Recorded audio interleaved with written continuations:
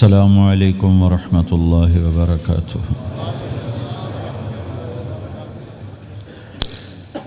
الحمد للہ الذی لا يسأل عما يفعل وهم يسألون۔ الحمد للہ الذی رفع السماء بقدرته ودحى الأرض بمشیته وخلق الخلائق بإرادته۔ الحمد للہ الذی لا نحصی ثناء علیہ وهو كما أثنى على نفسه۔ وأشهد أن لا إله إلا الله وحده لا شريك له، ونشهد أن سيدنا ومولانا محمدا عبده ورسوله صلى الله تعالى عليه وعلى آله وعلى أصحابه وبارك وسلم تسليما كثيرا كثيرا، أما بعد فأعوذ بالله من الشيطان الرجيم، بسم الله الرحمن الرحيم۔ فمن زحزح عن النار وأدخل الجنة فقد فاز وما الحياة الدنيا إلا متاع الغرور۔ وقال النبي صلى الله تعالى عليه وسلم: ألا وإن ربي داعي وإنه سائلي هل بلغت؟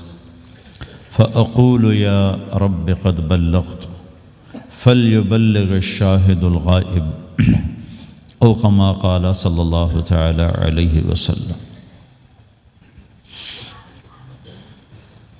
میرے محترم بھائی اور دوستو، اللہ تعالی ہم سے ایک سوال کرتا ہے، افحسبتم انما خلقناکم عبثا، تمہارا کیا خیال ہے ہم نے تمہیں بیکار پیدا کیا ہے، تمہاری زندگی کا کوئی مقصد نہیں ہے؟ پھر اللہ تعالیٰ فرماتا ہے ایحسب الانسان ان یترک سدی، تمہارا کیا خیال ہے تمہیں کوئی نہیں پوچھے گا، جو مرضی کرتے رہو، جیسے مرضی زندگی گزارو، کوئی پوچھنے والا نہیں ہے؟ نہیں، ایسی بات نہیں ہے۔ بلا ورسلنا لدیہم یکتبون، جو کر رہے ہو اللہ لکھوا رہا ہے۔ ما یلفظ من قول الا لدیہ رقیب عتید، جو زبان سے بولتے ہو وہ فوراً کیچ کیا جا رہا ہے۔ ان علیکم لحافظین، تمہارے اوپر فرشتے مقرر ہیں، کرامن کاتبین، ان کا کام ہے یعلمون ما تفعلون، میں جو کروں، جہاں کروں، جس وقت کروں، وہ اسے لکھتے جائیں لکھتے جائیں۔ دو چپ لگا دی، ایک نیگیٹو ایک پازیٹیو۔ کوئی اچھا کام ہوگا تو ادھر والا لکھے گا، کوئی غلط ہوگا تو ادھر والا لکھے گا۔ اور پھر اللہ تعالیٰ کا اس کائنات پر قبضہ ہے، اور اس ساری کائنات کو اللہ نے اپنی طاقت سے بنایا، یہ جہان خود بخود نہیں بنا۔ ان ربکم اللہ، اس کا بنانے والا اللہ ہے۔ اللہ نے اپنا تعارف کرایا، میں کون ہوں؟ الذی خلق السماوات والارض، میں وہ اللہ ہوں جس نے زمین آسمان بنائے، فی ستۃ ایام، اس میں 6 دن لگائے، ثم استوی علی العرش، پھر عرش پر استوا کیا، یغشی اللیل النہار، میں وہ اللہ ہوں جو رات کو لاتا ہے، دن کو لاتا ہے، تو دن کو آگے چلاتا ہے، رات کو پیچھے لاتا ہے۔ یطلبہ حثیثا، ان میں یہ دوڑ چلتی رہتی ہے۔ الشمس والقمر والنجوم مسخرات بامرہ، سورج، چاند، ستارے، ہر شے اس اللہ تعالیٰ کے قبضہ قدرت میں ہے۔ تو ایک بہت بڑا طبقہ جو کہتا ہے کہ یہ سب کچھ خود بخود بن گیا ہے، تو اللہ تعالیٰ اس کو صاف کرتا ہے کہ خود بخود نہیں بنا، بلکہ اسے اللہ تعالیٰ نے بنایا۔ قل اَإِنَّكُمْ لَتَكْفُرُونَ بِالَّذِي خَلَقَ الْأَرْضَ فِي يَوْمَيْنِ وَتَجْعَلُونَ لَهُ أَنْدَادًا ذَلِكَ رَبُّ الْعَالَمِينَ، تم کس اللہ کا انکار کرتے ہو جس نے تمہارے لیے زمین کو 2 دن میں بنایا، اس کا خول، وَجَعَلَ فِيهَا رَوَاسِيَ مِنْ فَوْقِهَا وَقَدَّرَ فِيهَا أَقْوَاتَهَا فی 4 ایام سواء للسائلین، پھر زمین کے اندر قیامت تک جتنے انسان آنے والے ہیں ان کی ضرورتوں کے خزانے بھر دیے، سٹور کر دیا، ہر چیز کو اللہ نے سٹور کر دیا۔ قیامت قائم ہوگی اور زمین کے خزانوں کا 1000واں حصہ بھی استعمال نہ ہوگا۔ اللہ اتنا نے وافر زمین کے اندر بھرا، اس میں اللہ نے 4 دن لگائے۔ ثم استوى الى السماء، پھر آسمان کی طرف استوا کیا، وہی دخان، آسمان ایک دھواں تھا، فقال لها، آسمانوں سے کہا، وللارض، زمینوں سے کہا، ایتیا، آؤ، طوعا او کرہن، جی چاہے یا نہ چاہے میرے آگے جھکو۔ قالتا، زمین آسمان بولے، اتینا طائعین، یا اللہ ہم مان گئے، ہم مان گئے، ہم مان گئے۔ فقضاہن 7 سماوات، پھر اللہ نے 7 آسمان بنائے، جیسے زمینیں بنائیں ایسے 7 آسمان بنائے۔ فی یومین، 2 دن اس میں لگائے۔ وَأَوْحَى فِي كُلِّ سَمَاءٍ أَمْرَهَا، ہر آسمان کو الگ الگ حکم دیا اور اپنے حکم کے ساتھ باندھا، پکڑا۔ يُمْسِكُ السَّمَاوَاتِ وَالْأَرْضَ أَن تَزُولَا، زمین آسمان کو اللہ نے روکا ہوا ہے، اللہ نے روکا ہوا ہے۔ اگر اللہ یوں چھوڑ دے تو ساری کائنات آپس میں ٹکرا جائے، آپس میں ٹکرا جائے ساری کائنات۔ یہ الشمس تجری لمستقر لها ذلك تقدیر العزیز العلیم، سورج کو اپنے سورج 6 لاکھ مائل فی گھنٹہ کی رفتار سے دوڑ رہا ہے اور زمین سے 12 لاکھ گنا بڑا ہے، اور اس میں ٹیمپریچر 2.5 کروڑ سینٹی گریڈ تک اس کا ٹیمپریچر چلتا ہے، اور یہ کوئی ٹھوس چیز نہیں، گیسز ہیں، اور ہر سیکنڈ میں اس میں ہیلیم گیس پھٹتی ہے اور وہ ہائیڈروجن میں تبدیل ہوتی ہے۔ 1 سیکنڈ میں جب وہ دھماکہ ہوتا ہے تو 50 کروڑ ایٹم بم کے پھٹنے کے برابر انرجی پیدا ہوتی ہے۔ تو اس کے اندر اتنے دھماکے ہو رہے ہیں، پھر وہ ایک گیسز ہیں، اور پھر اس کے سامنے سڑک کوئی نہیں، اس کا لیور کوئی نہیں، اس کا ڈرائیور کوئی نہیں ہے، اور اس کی رفتار 6 لاکھ مائل فی گھنٹہ ہے۔ اللہ کہتا ہے میں سیدھا چلا رہا ہوں، کوئی اس کو چلا سکتا؟ اتنی تیز رفتار۔ والقمر قدرناہ منازل، چاند کو اس کے ساتھ چلایا، اس کو گھٹایا بڑھایا، حتی عاد کالعرجون القدیم، ایک ٹیڑھی لکڑی کی طرح ہوا۔ للشمس ينبغي لها ان تدرك القمر، سورج چاند میں ٹکر نہیں۔ ولللیل سابق النہار، دن اور رات میں ٹکر نہیں ہے، اس لیے کہ یہ تیرے رب کا بنایا ہوا نظام ہے۔ وما کان ربک نسیا، اور تیرا رب بھول چوک سے پاک ہے۔ وہ جو کرتا ہے حق کرتا ہے، جو کرتا ہے سچ کرتا ہے، جس کو روکتا ہے تو حق ہے، جس کو دیتا ہے تو حق ہے، وہ مارتا ہے تو حق ہے، اور زندگی دیتا ہے تو حق ہے، عروج لاتا ہے تو حق ہے، زوال لاتا ہے تو حق ہے۔ تو اللہ قرآن میں یہ ایک ذہن بناتا ہے کہ تم بیکار نہیں پیدا ہوئے، تمہارے پیچھے ایک طاقتور اللہ ہے جس نے ساری کائنات کو قابو کیا ہوا ہے، اس کے اوپر اس کا نظام چلتا ہے، حکومت چلتی ہے۔ سورج، چاند، ستارے، ہوا، یہ میرا ہاتھ کی یہ حرکت بھی میرے رب کی قسم میرے اللہ سے پوچھ کے ہے۔ میرا اللہ روک دے تو یہ ہاتھ یہیں ہو گئے، ہل نہیں سکے گا۔ کتنے لوگ جو ہاتھ اٹھانا چاہتے ہیں نہیں اٹھا سکتے، آنکھ کھولنا چاہتے ہیں نہیں کھول سکتے، بولنا چاہتے ہیں نہیں بول سکتے، چلنا چاہتے ہیں نہیں چل سکتے۔ جس نے چلایا اسی نے بٹھایا، جس نے بڑھایا اسی نے ہٹایا، جس نے زندگی دی اسی نے موت دی، جس نے موت دی ہے وہی موت کے بعد زندہ کرنے والا ہے۔ یہ اس ساری کائنات پر اللہ تعالیٰ اپنے طاقت کے ساتھ حکمران ہے، اور اللہ تعالیٰ یہ ذہن بناتا ہے کہ اس ساری کائنات میں وہ ہوتا ہے جو اللہ چاہتا ہے، وہ نہیں ہوتا جو تم چاہتے ہو، وہ ہوتا ہے جو اللہ چاہتا ہے۔ یہ قرآن میں اللہ نے یہ ذہن نبیوں کے قصوں سے ہمارا بنایا کہ موسیٰ علیہ السلام تشریف لا رہے ہیں، ان کے ہاتھ میں ڈنڈا ہے، اس پر یوں ٹیک لگا کے کھڑے ہوئے، تو اللہ نے فرمایا موسیٰ یہ کیا ہے؟ ما تلک بیمینک یا موسیٰ، موسیٰ یہ کیا ہے؟ موسیٰ علیہ السلام کے بعد یہ ڈنڈا 10 سال سے، کہ یا اللہ ہی عصایا، یہ میرا ڈنڈا ہے۔ اب اللہ تعالیٰ آگے کچھ دکھانا چاہتے ہیں تو موسیٰ علیہ السلام سے لمبی بات کروائی، ہی عصایا، میرا ڈنڈا ہے، اتوکا علیہا، اس پر ٹیک لگاتا ہوں، واحش علی غنمی، اور اپنی بکریوں کے لیے پتے جھاڑتا ہوں، ولی فیہا مآرب اخرى، اور بھی ڈھیر سارے کام اس سے لیتا ہوں۔ تو اللہ تعالیٰ نے کہا القھا یا موسیٰ، اس کو ذرا زمین پہ ڈالو، زمین پہ ڈالو۔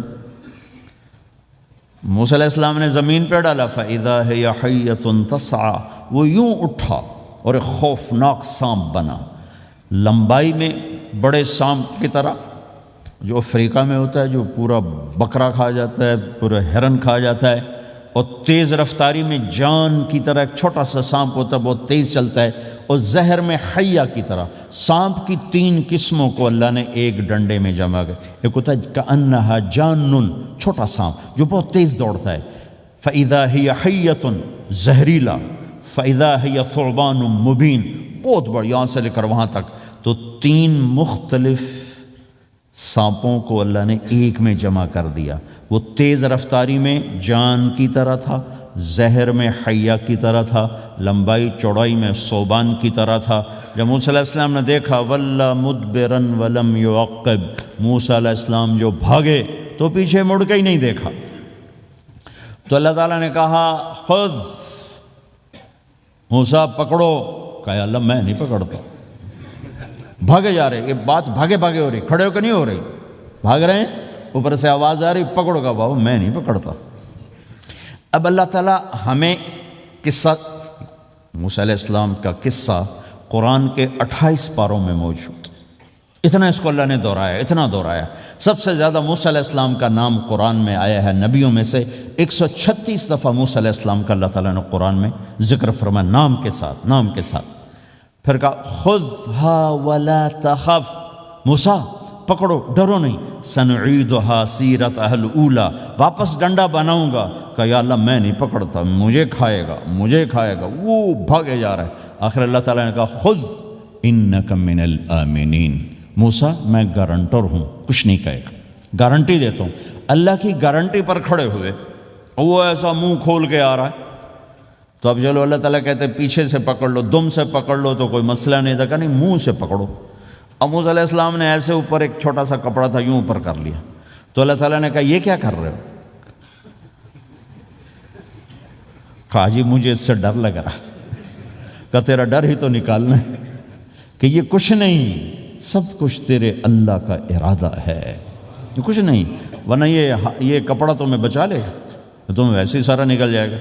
اب وہ آگے آ رہا ہے، موسیٰ علیہ السلام کانپ رہے ہیں اور دیکھ رہے ہیں، کانپ رہے ہیں اور دیکھ رہے ہیں، اور بڑے اب اللہ نے کہا تھا تو ڈرتے ڈرتے ہاتھوں سے یوں، کانپتے کانپتے ہاتھوں سے یوں آگے ہاتھ کیا، اور جو ہی ہاتھ کی انگلیوں نے سانپ کے منہ کو ٹچ کیا تو اللہ نے دوبارہ ڈنڈا بنا کے ہاتھ میں پکڑا دیا، اور ساری دنیا کو یہ پیغام دیا کہ دیکھو میرے بندو، اللہ سب کچھ ہے، لہٰذا اللہ کی مان کے چلنا۔ سامنے شیطان آئے گا، سامنے شیطان آئے گا، تمہیں الٹی راہیں دکھائے گا، تو تم اپنے اللہ کو یاد کرنا جس کے ہاتھ میں سارے خزانے ہیں اور طاقت ہے۔ ایک سیکنڈ میں اسے سانپ بنایا، اگلے سیکنڈ میں اسے ڈنڈا بنایا، اور پھر موسیٰ علیہ السلام کے ہاتھ میں پکڑایا، نیا نہیں، وہی جو ان کے پاس تھا وہی ان کو واپس کر کے پوری دنیا کے انسانوں کو اور اس امت کو خاص طور پر اللہ تعالیٰ نے یہ سوچ دی کہ اس کائنات میں ایک طاقت ہے اللہ جو سب کچھ کر سکتا ہے، اور اس کے چاہے کو کوئی روک نہیں سکتا اور اس کے روکے کو کوئی کروا نہیں سکتا، وہ اللہ ہے۔ یہ قرآن کے واقعات ہیں۔ حضرت مریم عیسیٰ علیہ السلام کی والدہ کسی غیر مرد کو دیکھا نہیں، اتنا پردے میں ہیں، ایک دم ایک نوجوان خوبصورت کمرے میں داخل ہوتا، فتمثل لها بشرا سویا، خوبصورت، تو مریم انی اعوذ بالرحمن منک ان کنت تقیا، اللہ کی پناہ چاہتی ہوں، کون ہو؟ کہ ڈرو نہیں، انما انا رسول ربک، میں مرد نہیں، فرشتہ ہوں، انسان نہیں، تیری کوئی حاجت نہیں، میرے پاس کیا کرنے ہو؟ لأہب لکی غلاما زکیا، اللہ کا ارادہ ہو چکا ہے تمہیں بیٹا دیا جائے۔ کہنا یکون لی غلام، مجھے کیسے بیٹا ہو سکتا ہے؟ لم یمسسنی بشر، میری شادی کوئی نہیں، ولم اکو بغیہ، اور میں غلط عورت نہیں ہے کہ میں گناہ کروں اور اس سے حمل ہوش۔ بیٹا ہونے کے دو راستے ہیں، ایک حلال ہے ایک حرام ہے، حلال نکاح ہے، حرام زنا ہے، تو زنا میں کر نہیں سکتی، شادی میری ہوئی نہیں، تو مجھے کیسے بیٹا ہوگا؟ قال کذالک، قال بھی ہو جائے گا، قال ربک هو علی ہین، کا تیرے رب کے لیے مسئلہ ہی نہیں۔ وَلِنَجْعَلَهُ آیَةً لِلنَّاسِ، وہ ایک نشانی ہوگا، وَرَحْمَةً مِنَّا، ایک اللہ کی رحمت ہوگا، وَكَانَ أَمْرًا مَقْضِيًّا، مریم تیرے دنیا میں آنے سے پہلے ہی اللہ فیصلہ کر چکا تھا کہ تجھے بغیر شادی کے ہی بیٹا دینا ہے۔ اب وہ آگے بڑھے وہ پیچھے ہٹیں، وہ آگے بڑھے وہ پیچھے ہٹیں، پیچھے آ گئی دیوار، اب دیوار کے آگے تو کوئی جا نہیں سکتے، تو یوں لگ کے کھڑی ہوگی، تو جبریل آئے، انسانی شکل، یہاں سے پکڑا، ہاتھ کو نہیں ٹچ کیا، یہاں سے پکڑا کرتے کو، اور دور سے کھڑے ہو کر پھونک ماری،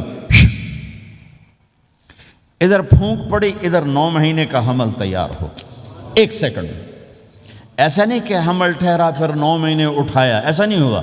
فَحَمَلَتْهُ فا کا لفظ آتا ہے، فَانْتَبَذَتْ پھر فا کا لفظ آتا ہے، فَأَجَاءَهَا الْمَخَاضُ پھر فا کا لفظ آتا ہے۔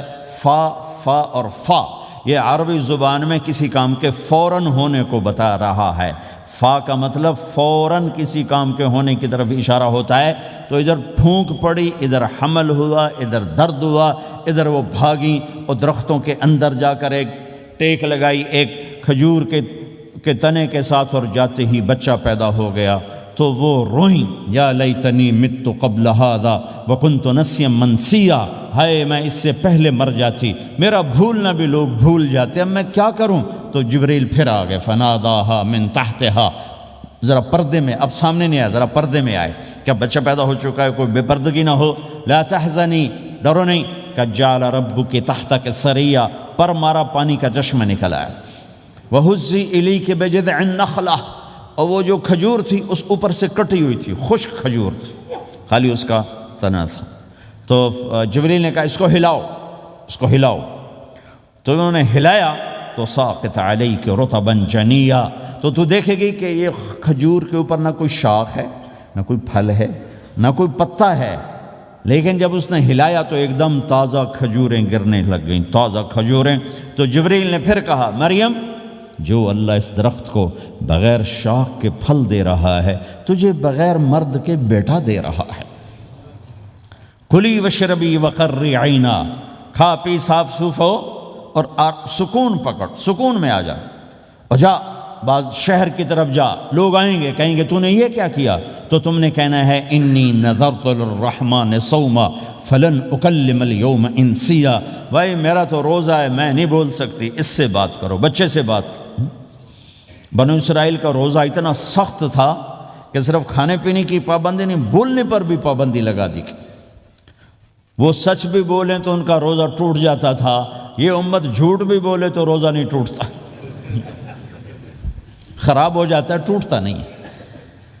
تو آئیں فأتت بہ قومہا تحملہ، بچہ ہاتھ میں اور آئیں بعض شہر میں، قالوا یا مریم لک جیت شیئا فریا، شور مچ گیا، مریم یہ کیا کیا، یا اخت ہارون، ارے ہارون کی بہن، ما کان ابوک امرأ السوء، تیرا باپ ایسا نہیں تھا، وما کانت امک بغیہ، تیری ماں ایسی نہیں تھی، تو نے یہ کیا کیا؟ تو انہوں نے یوں کیا، اس کا مطلب تھا روزہ، اور اس کا مطلب تھا اس سے بات کرو۔ فأشارت الیہ قالوا کیف نکلم من کان فی المہد صبیا، کہنے لگے مریم تو اتنی بے وقوف ہے کہ تجھے اپنے گناہ چھپانے کا طریقہ بھی نہیں آیا، تو کہتی میرا نکاح ہو گیا ہے، تو کہتی زکریہ علیہ السلام نے چپکے سے میری شادی کر دی ہے، تو اپنا گناہ چھپانے کے لیے کہتی بچے سے بات کرو، کبھی بچہ بھی بولا، اب ایک شور مچا ہوا ہے کہ ایک دم یہ آدھے پونے گھنٹے کا بچہ، اس کی آواز بلند ہوئی اور اس لاؤڈ سپیکر سے اوپر چلی گئی، پورے شہر گونج اٹھا، قال انی عبد اللہ، لوگو سنو میں اللہ کا بندہ ہوں، آتانی الکتاب، مجھے اللہ نے کتاب دی، وجعلنی نبیہ، مجھے اللہ نے نبی بنایا، وجعلنی مبارکہ، مجھے اللہ نے برکت والا بنایا، اینما کنت، میں جہاں بھی ہوں گا، واوصانی بالصلاۃ والزکاۃ ما دمت حیا، اور میرے رب نے مجھے کہا نماز پڑھنی ہے، زکوٰۃ دینی ہے، وبرم بوالدتی، اور میرے رب نے مجھے کہا ہے کہ میں اپنی ماں کی خدمت کروں، فرما بردار بنوں، ولم یجعلنی جبارا شقیا، والسلام علی یوم اموت ویوم ابعث، والسلام علی یوم ولدت ویوم اموت ویوم ابعث حیا، میرے اللہ کی میرے اوپر سلامتی ہے، جب پیدا ہوا، جب مروں گا، جب اٹھایا جاؤں گا، ذالک عیسی ابن مریم قول الحق الذی فیہ یمترون، یہ ہے مریم کا بیٹا عیسیٰ علیہ السلام، یہ اللہ کا بیٹا نہیں ہے، یہ مریم کا بیٹا ہے۔ اللہ تعالیٰ نے پورے قرآن میں کسی عورت کا نام نہیں لیا، عورت کو ایسا پردے کی چیز اللہ تعالیٰ نے بنایا ہے کہ اتنی عورتوں کا ذکر قرآن میں کیا، کسی کا نام نہیں ذکر کیا سوائے حضرت مریم کے نام، باقی سب کو امرات العزیز، امرات فرعون، امرات نوح، امرات کے ساتھ گورنر کی بیوی، فرعون کی بیوی، نوح کی بیوی، لوط کی بیوی، اللہ نام بھی لے سکتا تھا، مصر کے گورنر کی بیوی تو اللہ زلیخا بھی کہہ دیتا، زلیخا نہیں کہا، فرعون کی بیوی اللہ آسیہ کہہ دیتا، آسیہ نہیں کہا، صرف ایک عورت کا نام آیا ہے، وہ ہیں حضرت مریم علیہ السلام۔ حضرت مریم کا نام اللہ نے اس لیے واضح کیا کہ ایک بہت بڑے طبقے نے اللہ پہ الزام لگایا کہ عیسیٰ علیہ السلام اللہ کا بیٹا ہے، تو اللہ تعالیٰ نے کہا نہیں، اللہ کا نہیں، مریم کا بیٹا ہے، اللہ کا نہیں، مریم کا بیٹا ہے۔ مَتَّخَذَ صَاحِبَةً وَلَا وَلَدًا، نہ میری کوئی بیوی ہے نہ بچہ ہے۔ لَمْ يَكُنْ لَهُ شَرِيكٌ فِي الْمُلْكِ، نہ کہ اس کا شریک ہے۔ وَلَمْ يَكُنْ لَهُ وَلِيٌّ مِّنَ الذُّلِّ، نہ کہ اس کا مددگار ہے۔ فَكَبِّرْهُ تَكْبِيرًا، اس ایک اللہ کی کبریائی بڑائی کے گن گا، گیت گا، دل میں بٹھا، دل میں بٹھا، دل میں بٹھا، تاکہ سارا وجود اس کے آگے ڈھلتا جائے، چلتا جائے۔ یہ واقعات یہ ذہن بناتے ہیں کہ اس کائنات میں وہ ہوتا ہے جو اللہ چاہتا ہے، وہ ہوگا جو اللہ چاہے گا، وہ ہوا جو اللہ نے چاہا۔ ساری دنیا کے انسان جو چاہتے ہیں اللہ کے بغیر نہیں کر سکتے، اللہ جو چاہتا ہے ہم سب کے بغیر کر دیتا ہے۔ یہ ذہن بنا کر پھر اللہ اس بات پہ لاتا ہے جب سب کچھ تیرے اللہ کے ہاتھ میں ہے تو اللہ کی مان کے چل کہ یہ تیرے پاس تھوڑی سی زندگی ہے، جیسے اللہ نے اس کائنات کو بنایا ہے ایسے ہی اس کائنات کو توڑنے والا ہے۔ ایک دن آئے گا، ازفت الازفہ، وہ قریب آ چکا ہے۔ لیس لہا من دون اللہ کاشفہ، اسے کوئی روک نہیں سکتا، ہٹا نہیں سکتا، وہ آئے گا۔ لا تأتیکم الا بغتہ، وہ اچانک آئے گا۔ وہ کیسے آئے گا؟ فَإِذَا نُفِخَ فِي الصُّورِ نَفْخَةٌ وَاحِدَةٌ، ایک آواز آئے گی بڑی خوفناک۔ ہے کیا عجب دن ہوگا، شب جمعہ آئے گی، جمعہ کی رات آئے گی، کسی کو نہیں خبر کہ آج کائنات کی آخری رات۔ پرندے واپس گئے ہوں گے اپنے درختوں پر، گھونسلوں پر، شیر اپنے ٹھکانوں پر، چیتے اپنے ٹھکانوں پر، بھیڑیے اپنے ٹھکانوں پر، بکریاں، اونٹ، گائے، بھینس اپنے اپنی جگہ پر۔ اور اگر یہ بولٹن اس وقت موجود ہوگا تو بولٹن کے باشندے سوئے ہوں گے اپنے گھروں میں، کوئی ادھر تیاری کہ میں نے جاب پہ جانا ہے، یہ میرا سامان پڑا ہے، میں نے اسکول جانا ہے، یہ میری کتابیں پڑھی ہیں، میں نے آفس جانا ہے، یہ میری فائلیں پڑھی، میرا لیپ ٹاپ پڑا ہوا ہے۔ یہ سب کچھ جیسے آج کی رات ہے ایسے ہی ایک رات آئے گی۔ دن جدا ہو کر کہے گا کہ میں کل آؤں گا، رات جدا ہو کر کہے گی میں تیرے بعد آؤں گی، اور تارے چاند ستارے بھی ابھر کر نکل کر کہیں گے ہم نے کل بھی نکلنا ہے اور ہم نے کل بھی طلوع ہونا ہے۔ سورج بھی غروب ہوتے ہوئے یہ سوچ رہا ہوگا کہ کل میں نے پھر بھی نکلنا ہے، اور چاند بھی سوچ رہا ہوگا کہ میں نے اگلے دن بھی نکلنا ہے۔ لیکن اللہ کے سوا فرشتوں تک کو نہیں پتا کہ آج آخری دن آ چکا ہے۔ اور میرے نبی نے عجب نقشہ کھینچا ہے قیامت کے دن کا۔ ہم نے کہا عورت روٹی پکا رہی ہوگی، اس کے ہاتھ میں روٹی ہوگی۔ اب تو یہاں روٹی پکانے کا رواج بہت کم ہو گیا، لیکن پھر بھی پکاتے ہیں۔ روٹی پکا رہی ہوگی، اس کے ہاتھ میں روٹی ہوگی، ابھی توے پہ ڈالنے جا رہی ہوگی۔ اور ایک چیز آپ کے ہاں بالکل نہیں ہے، ہمارے ہاں اب بھی ہے کہ وہ دہی کو اس میں سے مکھن نکالتے ہیں، دہی کو وہ کرش کرتے ہیں، پھر اس میں سے مکھن نکال۔ یہ ہمارے گھروں میں ہوتا ہے، ہر گھر میں ہوتا ہے، خاص طور پر دیہاتوں میں۔ تو ایک عورت ایسے وہ اس دہی کو بلو کر کرش کر کے اس سے مکھن کا پیڑا یوں بنا رہی ہوگی، اور بنا کر برتن میں ڈالنے کے لیے ایسے کر رہی ہوگی، ایسے کر رہی ہوگی۔ یہ تہذیب اب آپ تو سمجھ نہیں سکتے چونکہ آپ تو ادھر کے لوگ بن گئے اب، تو ہمارے دیہاتوں میں اب بھی یہ تہذیب ایسے کر رہی ہوگی، ایسے کر رہی ہوگی۔ اور پھر آپ نے فرمایا کہ ایک آدمی اپنے اونٹ کو چارہ ڈالنے کے لیے اس جگہ کو صاف کر رہا ہوگا کہ میں صبح ہو گئی ہے، میں اونٹ کو چارہ ڈالوں، اور پھر میرا اونٹ کھائے، پھر اس کو لے کر میں کام پہ جاؤں۔ اور دکاندار جھاڑو دے کر اپنی سیٹ پہ بیٹھ چکا ہے، اور گاہک انٹر ہوتا ہے اور اسے کہتا ہے کہ 10 میٹر مجھے کپڑا چاہیے، اور اس کے لیے یوں کپڑا ناپ رہا ہے، ناپ کے 10 میٹر، 5 میٹر، 4 میٹر، 2 میٹر پر اس نے یوں کینچی رکھی، کینچی یہاں ہے، اور اس نے جیب سے پیسے نکالے اور گننے لگا کہ میں نے اس کو 100 پاؤنڈ دینا ہے۔ وہ گننے میں لگا ہوا ہے، یہ کاٹنے میں لگا ہوا ہے، اور دور کھیت میں ایک آدمی ہل چلا رہا ہے، اور ایک آدمی بیج ہاتھ میں لے کے یوں پھینکنے جا رہا ہے، اور ایک آدمی پانی لگانے کے لیے اس پانی کو ڈائیورٹ کر رہا ہے۔ اور ادھر بازار میں جلدی لوگ بھاگے جا رہے ہیں، جاب والے ایک نوالا منہ میں ہے، ایک ہاتھ میں، اور بھاگے جا رہے ہیں۔ میں آج لیٹ ہو چکا ہوں، میرا جاب کا ٹائم جا رہا ہے، میرا اسکول کا ٹائم جا رہا ہے۔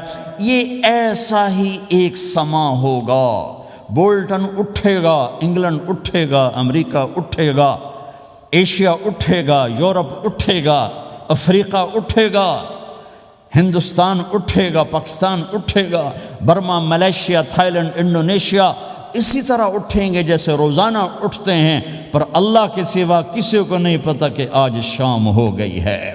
لہٰذا ایسے ایک ماں چھوٹے بچے کو ناشتہ کرا رہی، جلدی سے اس کو اسکول لے جانا ہے، تو بریڈ اس کے ہاتھ میں اس کے منہ میں ڈالے، یہاں تک نوالا ہے، یہاں تک نوالا آیا ہے، یہاں تک نوالا آیا ہے، اور اس نے یہاں کینچی رکھی ہے، اس نے جیب سے نکال کر پیسے گننے شروع کیے ہیں، وہ پانی کو ڈائیورٹ کر رہا ہے، وہ یوں مٹھی بھر کے اپنا بیج پھینک رہا ہے، وہ اونٹ کے کھانے کی جگہ، گھاس چارہ کھانے کی جگہ کو صاف کر رہا ہے، دکاندار دکان کا شٹر اٹھا رہا ہے، ایک شٹر اٹھا کے بیٹھ چکا ہے، ایک دکان کے اندر جھاڑو دے رہا ہے، صفائی کر رہا ہے، اور ایک اپنے سودے گن رہا ہے، ایک اپنے پیسے گن رہا ہے۔ بادشاہ سلامت تاج پہن کر اپنے تخت کو چلنے کے لیے روانہ ہو رہے ہیں، اور آگے پیچھے ان کے باڈی گارڈز کھڑے ہوئے ہیں، اور وہ پورا اسکواڈ کھڑا ہوا ہے، اور ادھر بازار میں، کھیت میں، ہر چیز میں ایک رونق ہے، چہل پہلے، چڑیاں چوں چوں کر رہی ہیں، کوے کائیں کائیں کر رہے ہیں، فاختہ اڑ کے آ رہی، کبوتر اڑ کے آ رہے ہیں، چیل اڑ کے آ رہی، شیر نکلتا ہے شکار کے لیے، چڑیاں نکلتی ہیں دھانے کے لیے، سانپ نکلتا ہے چوہے کے لیے، چوہا نکلتا ہے اپنی غذا کے لیے، بلیاں نکلتی ہیں چھیچڑے کے لیے، کتے نکلتے ہیں ہڈیوں کے لیے، انسان نکلتا ہے روٹیوں کے لیے، کہ ایک دم فَإِذَا جَاءَتِ الطَّامَّةُ الْكُبْرَىٰ، ایک دھماکہ ہوگا، ہائے ہائے، اور وہ کینچی والے کی کینچی یوں گر جائے گی، کپڑا یوں گر جائے گا، نوٹ والے کے ہاتھ سے نوٹ یوں بکھر جائیں گے، بٹوا یوں بکھر جائے گا، بیج والے کا ہاتھ یوں گرے گا، بیج وہیں گر جائے گا، نوالا بنانے والی کے ہاتھ میں نوالا بیٹے کے منہ تک نہیں جائے گا، یوں گر جائے گا، اور روٹی پکانے والے کے ہاتھ سے روٹی توے پر نہیں جائے گی، یوں گرے گی، توا وہ جائے گا، وہ جائے گی، معصوم بچے کو گود میں لے کر دودھ پلانے والی بچے کو یوں پھینکے گی اور بھاگے گی، لیکن آج نہ بچے نے بچنا ہے، نہ ماں نے بچنا ہے، بوڑھے ماں باپ کو چھوڑ کے لوگ بھاگیں گے، بیویوں کو چھوڑ کے خامند بھاگیں گے، خامند کو چھوڑ کے بیوی بھاگے گی، دشمن کو دشمن یاد نہ رہے گا، یار کو یار یاد نہ رہے گا، اور ہندوستانی کو ہندوستان یاد نہ رہے گا، پاکستانی کو پاکستان یاد نہ رہے گا، وہ آواز ایک دم تیز ہوگی، تیز ہوگی، تیز ہوگی، تیز ہوگی، آواز کی شدت کانوں کے پردے پھاڑتی جا رہی، پر انسان بڑا سخت جان ہے، یہ نہیں مرے گا، پہلے جانور مریں گے، پہلے آسمان ٹوٹے گا، اذا السماء انشقت وَأَذِنَتْ لِرَبِّهَا وَحُقَّتْ وَإِذَا الْأَرْضُ مُدَّتْ وَأَلْقَتْ مَا فِيهَا وَتَخَلَّتْ وَأَذِنَتْ لِرَبِّهَا وَحُقَّتْ، وہ آسمان پھٹا، اذا الشمس قُوِّرَتْ، وہ سورج ختم ہوا، وَإِذَا النُّجُومُ انْكَدَرَتْ، وہ ستارے جھڑ گئے، ٹوٹ گئے، وَإِذَا الْجِبَالُ سُيِّرَتْ، پہاڑ ریت بن گئے، وَإِذَا الْعِشَارُ عُطِّلَتْ، جانور منہ اٹھا کے بھاگ پڑے، اذا السماء انفطرت، آسمان پھٹا، وَإِذَا الْكَوَاكِبُ انتثرت، ستارے ٹوٹے، وَإِذَا الْبِحَارُ فُجِّرَتْ، سمندروں میں آگ لگ گئی، وَإِذَا الْقُبُورُ بُعْثِرَتْ، قبریں اکھڑ گئیں، انسان ادھر بھاگا ادھر بھاگا، ہر چیز کو تباہ ہوتے دیکھ رہا ہے، پہاڑ ریت بن رہے ہیں، جنگلوں میں آگ لگ رہی ہے، سمندروں میں آگ لگ رہی ہے، آنکھوں کے سامنے سورج کو بکھرتا دیکھیں گے، اندھا ہوتا جہاں، چاند ٹکڑے ٹکڑے، تارے ٹکڑے ٹکڑے، آسمان ٹکڑے ٹکڑے، اور ان کی ایسی سخت جانی، یہ سب دیکھیں گے۔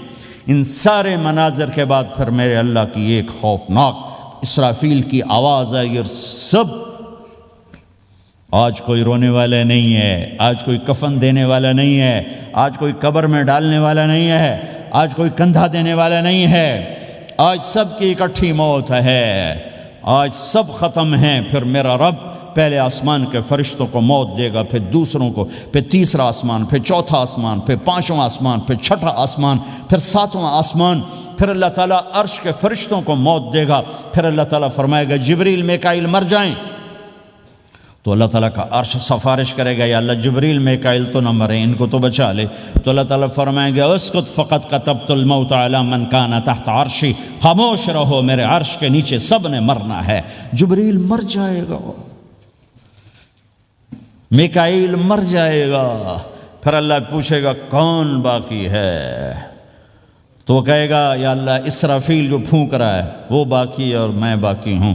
اللہ کہیں گے اسرافیل مر جائے، تو اسرافیل وہ جو ہاتھ میں لے کے پھونک مار رہے ہوں گے سور، وہ ان کے ہاتھوں سے گرے گا اور اسرافیل میں گرے گا، اور وہ سور یوں اڑتا ہوا اللہ کے عرش کے ساتھ جا کر ٹک جائے گا۔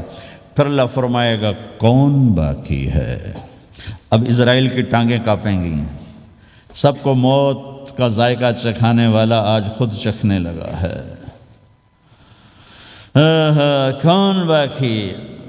یوں دھڑ دھڑ دھڑ دھڑ دھڑ دھڑ ٹانگیں، یا اللہ بس اب تو تیرا یہ غلام باقی ہے، باقی تو سب اتر گئے موت کے گھاٹ۔ تو میرا اللہ تعالیٰ کہے گا مت فَإِنَّكَ خَلْقٌ مِّن خَلْقِ، تو بھی مر جا، تو بھی میری ایک مخلوق ہے۔ او میرے بھائیو، اس مٹ جانے والی دنیا کے پیچھے اللہ کو ناراض نہ کرو۔ اس کی عزت بھی دھوکہ ہے، اس کی شہرت بھی دھوکہ ہے، اس کی دولت بھی دھوکہ ہے، اس کی حکومت بھی دھوکہ ہے، اس کا عروج بھی دھوکہ ہے، اس کا زوال بھی دھوکہ ہے، اس کی عزت بھی دھوکہ ہے، اس کی ذلت بھی دھوکہ ہے، اس کا مال بھی دھوکہ ہے، اور اس کا فخر غربت بھی دھوکہ ہے، اس کی زندگی بھی دھوکہ ہے، سب نظروں کا فریب ہے۔ حضرت علی کا فرمان ہے الناس النیام اذا ما تنتبہ، لوگ سوئے ہوئے ہیں، جب موت آئے گی تو آنکھ کھل جائے گی۔ گھاٹے کا سودا کر کے نہ مرو، گھاٹے کا سودا کر کے نہ مرو، اللہ کو ناراض کر کے نہ مرو، سب چھوڑ کے جانے والے ہیں، سب چھوٹنے والا ہے، لہذا اللہ کو ساتھ لے لو، اللہ کو ساتھ لے لو، اللہ کو ساتھ لے لو۔ سب کو مارنے کے بعد میرا اللہ کہے گا من کان لی شریکن فلیات، کوئی ہے میرے سامنے تو آؤ، من کان لی شریکن فلیات، کوئی ہے میرے مقابلے میں تو آؤ، من کان لی شریکن فلیات، کوئی ہے میری ٹکر کا تو آؤ، تین دفعہ۔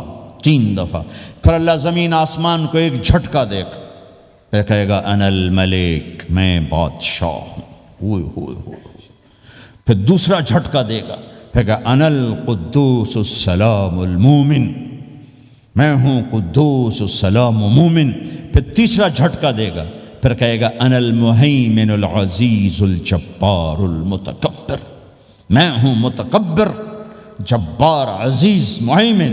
پھر اللہ تعالیٰ کہے گا این الملوک، بادشاہ کہاں ہے؟ این الملوک، بادشاہ کہاں ہے؟ این المتکبرون، وہ تکبر کرنے والے کہاں ہیں؟ این الجبارون، ظالم کہاں ہیں؟ این المتکبرون، تکبر والے کہاں ہیں؟ کوئی ہو تو جواب دے۔ پھر اللہ تعالیٰ کہے گا لمن الملک اليوم، آج کون ہے بادشاہ، آج کس کی ہے بادشاہی؟ کوئی جواب دینے والا ہے ہی نہیں، تو اللہ خود کہے گا للہ الواحد القہار، آج اکیلے اللہ کی بادشاہ، آج بھی اسی کی ہے، آج بھی اسی کی ہے، پیچھے بھی اس کی تھی، آگے بھی اس کی ہے۔ للہ الامر من قبل ومن بعد، للہ الامر من قبل ومن بعد، ان الحکم الا للہ، الخلق والامر واللیل والنہار وما سکن فیہما للہ وحدہ، ان العزت للہ جميعا، قل ان الامر كله للہ، للہ ما فی السماوات وما فی الارض، وان تبدوا ما فی انفسکم او تخفوه یحاسبکم به اللہ، لہ ما فی السماوات وما فی الارض وما بینہما وما تحت الثرى، وان تجہر بالقول فانہ یعلم السر واخفى۔ وہ کون ہے؟ اللہ۔ وہ کیسا ہے؟ لا الہ الا ہو۔ صفات کیسی ہیں؟ لہ الاسماء الحسنى۔ یہ میرے رب کا پیغام ہے پوری دنیا کے انسانوں کے لیے کہ یہ دنیا امتحان کی جگہ ہے، نہ اپنی مرضی سے آئے ہو، نہ اپنی مرضی سے مرتے ہو، نہ اپنی مرضی سے جیتے ہو، نہ اپنی مرضی سے جاتے ہو۔ لہٰذا اس 4 دن کی زندگی میں تمہیں ٹیسٹ میں ڈالا گیا ہے، اللہ کو راضی کرتے ہو، شیطان کو راضی کرتے ہو، اللہ کو مناتے ہو، شیطان کے پیچھے چلتے ہو، اللہ کو مناتے ہو، اپنی طبیعت اور اپنی طبیعت کے غلام بنتے ہو۔ یہ میرا اور آپ کا امتحان ہے۔ لا الہ الا اللہ میں ایگریمنٹ ہے، یا اللہ تیری مان کے چلیں، لا الہ الا اللہ ایگریمنٹ ہے، یا اللہ تیری مان کے چلیں، کیسے تیری مان کے چلیں گے؟ اگلا حصہ ہے محمد الرسول اللہ، تیرے حبیب کے طریقے پر چلیں گے۔ اللہ کو راضی کرنے کا ایک ہی راستہ ہے، عرب کے لیے، عجم کے لیے، کالے کے لیے، گورے کے لیے، سید کے لیے، قریشی کے لیے، ہاشمی کے لیے، پٹھان کے لیے، راجپوت کے لیے، گجراتی کے لیے، ملائی کے لیے، تھائی کے لیے، انڈین کے لیے، سب کے لیے ایک راستہ ہے، ایک راستہ ہے، ایک راستہ ہے، وہ ہے محمد الرسول اللہ۔ جب آپ معراج پہ گئے تو آپ نے کہا یا اللہ، آپ نے ابراہیم کو خلیل بنایا اور موسیٰ کو کلیم بنایا اور داود کو لوہا نرم کر کے دیا، سلیمان کو ہوا تابع کر کے دی، اور عیسیٰ علیہ السلام کے لیے مردے زندہ کیے، میرے لیے کیا ہے؟ تو اللہ تعالیٰ نے فرمایا اولیس قد آتیتک افضل من ذلک کلہ، میرے محبوب میں نے آپ کو وہ دیا ہے جو کسی کو نہیں دیا۔ وہ کیا دیا ہے کہ اللہ ذکرت الا ذکرت معی، قیامت تک تیرا میرا نام اکٹھا رہے گا، الگ نہیں ہو سکتا، ایسے رہے گا۔ لا الہ الا اللہ محمد رسول اللہ، لا الہ الا اللہ میں 12 حرف ہیں، 12، محمد رسول اللہ میں 12 حرف ہیں۔ لا الہ الا اللہ 12 حرفوں سے بنا ہے، لام اور الف، یہ اس کو گنو تو 12 بنتے ہیں، پھر میم اور ہا اور میم اور دال کو آگے تک گنو تو 12 بنتے ہیں، ادھر بھی 12 ادھر بھی 12۔ پھر حرف کی 2 قسمیں ہیں، ایک نقطے والے، ایک بغیر نقطے والے۔ نقطے والے حرف کمزور ہوتے ہیں، بغیر نقطے والے حرف طاقتور ہوتے ہیں، کہ نقطے والا حرف اپنا مطلب بنانے کے لیے نقطے کا محتاج بن جاتا ہے، اور جو بغیر نقطے والا ہوتا ہے وہ اپنا مطلب بتانے کے لیے نقطے کا محتاج نہیں ہوتا۔ جیم کمزور ہے، ہا طاقتور ہے، ہا کو اپنا مطلب بتانے کے لیے نقطے کی ضرورت نہیں، جیم کو، خا کو اپنا مطلب بتانے کے لیے نقطے کی ضرورت ہے۔ سین طاقتور ہے، شین کمزور ہے، کہ شین کو اپنا مطلب بتانے کے لیے 3 نقطوں کی ضرورت ہے، سین کو اپنا مطلب بتانے کے لیے کسی نقطے کی ضرورت نہیں ہے۔ الف طاقتور ہے، با کمزور ہے، تا کمزور ہے، ہا طاقتور ہے، جیم کمزور ہے، خا کمزور ہے، دال طاقتور ہے، را طاقتور ہے، زا کمزور ہے، سین طاقتور ہے، شین کمزور ہے، صاد طاقتور ہے، ضاد کمزور ہے، تا طاقتور ہے، ضا کمزور ہے۔ یہ میں آپ کو حروف کی بات بتا رہا ہوں۔ جب میرے اللہ نے اپنا کلمہ بنایا، پہلے اپنا نام منتخب کیا اللہ، تو اس میں کوئی حرف نقطے والا نہیں آیا، ٹھیک ہے؟ اللہ کوئی نقطے والا حرف ہے؟ پھر اللہ نے اپنے نبی کا نام بنایا محمد، کوئی نقطے والا حرف ہے؟ پھر نام بنایا احمد، کوئی نقطے والا حرف ہے؟ پھر جب کلمہ بنایا تو کلمہ ان حرفوں سے بنایا جس میں کوئی نقطے والا حرف نہیں ہے، لا الہ الا اللہ محمد الرسول اللہ۔ سارے خزانے اللہ کے ہاتھ میں، ساری عزتیں بلندیاں اللہ کے ہاتھ میں، جانے کا راستہ محمد الرسول اللہ، پہنچنے کا راستہ محمد الرسول اللہ، لینے کا راستہ محمد الرسول اللہ، جہنم سے بچنے کا راستہ محمد الرسول اللہ، جنت میں جانے کا راستہ محمد الرسول اللہ، دنیا کی برکتیں عزتیں سمیٹنے کا راستہ محمد الرسول اللہ، ذلتوں پستیوں سے بچنے کا راستہ محمد الرسول اللہ۔ میرے حبیب جنت کے لیے چابی ہیں، جہنم کے لیے تالا ہیں، عزت کے لیے چابی ہیں، ذلتوں کے لیے تالا ہیں، محبتوں کے لیے چابی ہیں، نفرتوں کے لیے تالا ہیں، اللہ کی رضا کے لیے وہ چابی ہیں، اور اللہ کی ناراضگی کا وہ تالا ہیں۔ جو محمدی بن گیا، جو محمد مصطفیٰ صلی اللہ تعالی وسلم کی سیرت میں، ظاہر میں، باطن میں ڈل گیا، اللہ کا محبوب بن گیا، اللہ نے اپنا بنا لیا۔ ابو لہب قریشی، ہاشمی، سید، اور اللہ نے کہا تبت یدا ابی لہب وتب، ابو لہب برباد ہو گیا۔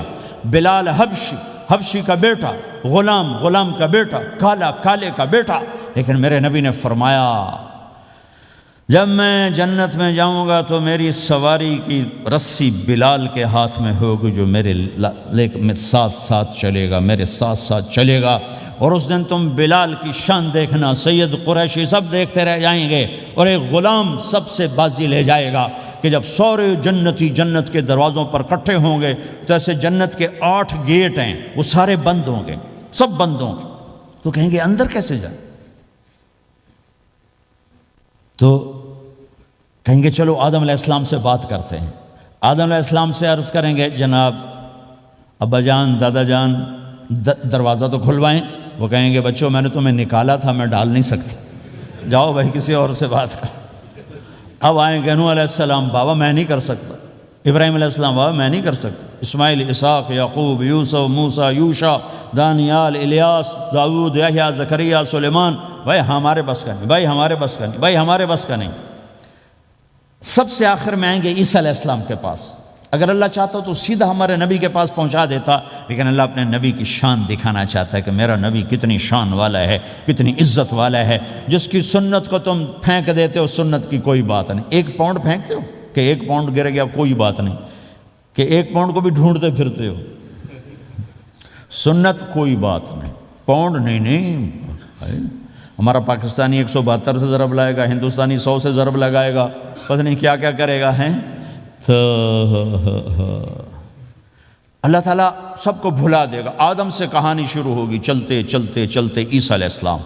پھر عیسیٰ علیہ السلام ایک بات کا اضافہ کریں، کہ بابا میں نہیں کھلوا سکتا، لیکن آج میں تمہیں پتہ بتا سکتا ہوں کون کھلوائے گا. یہ کوئی نبی نہیں کہے گا.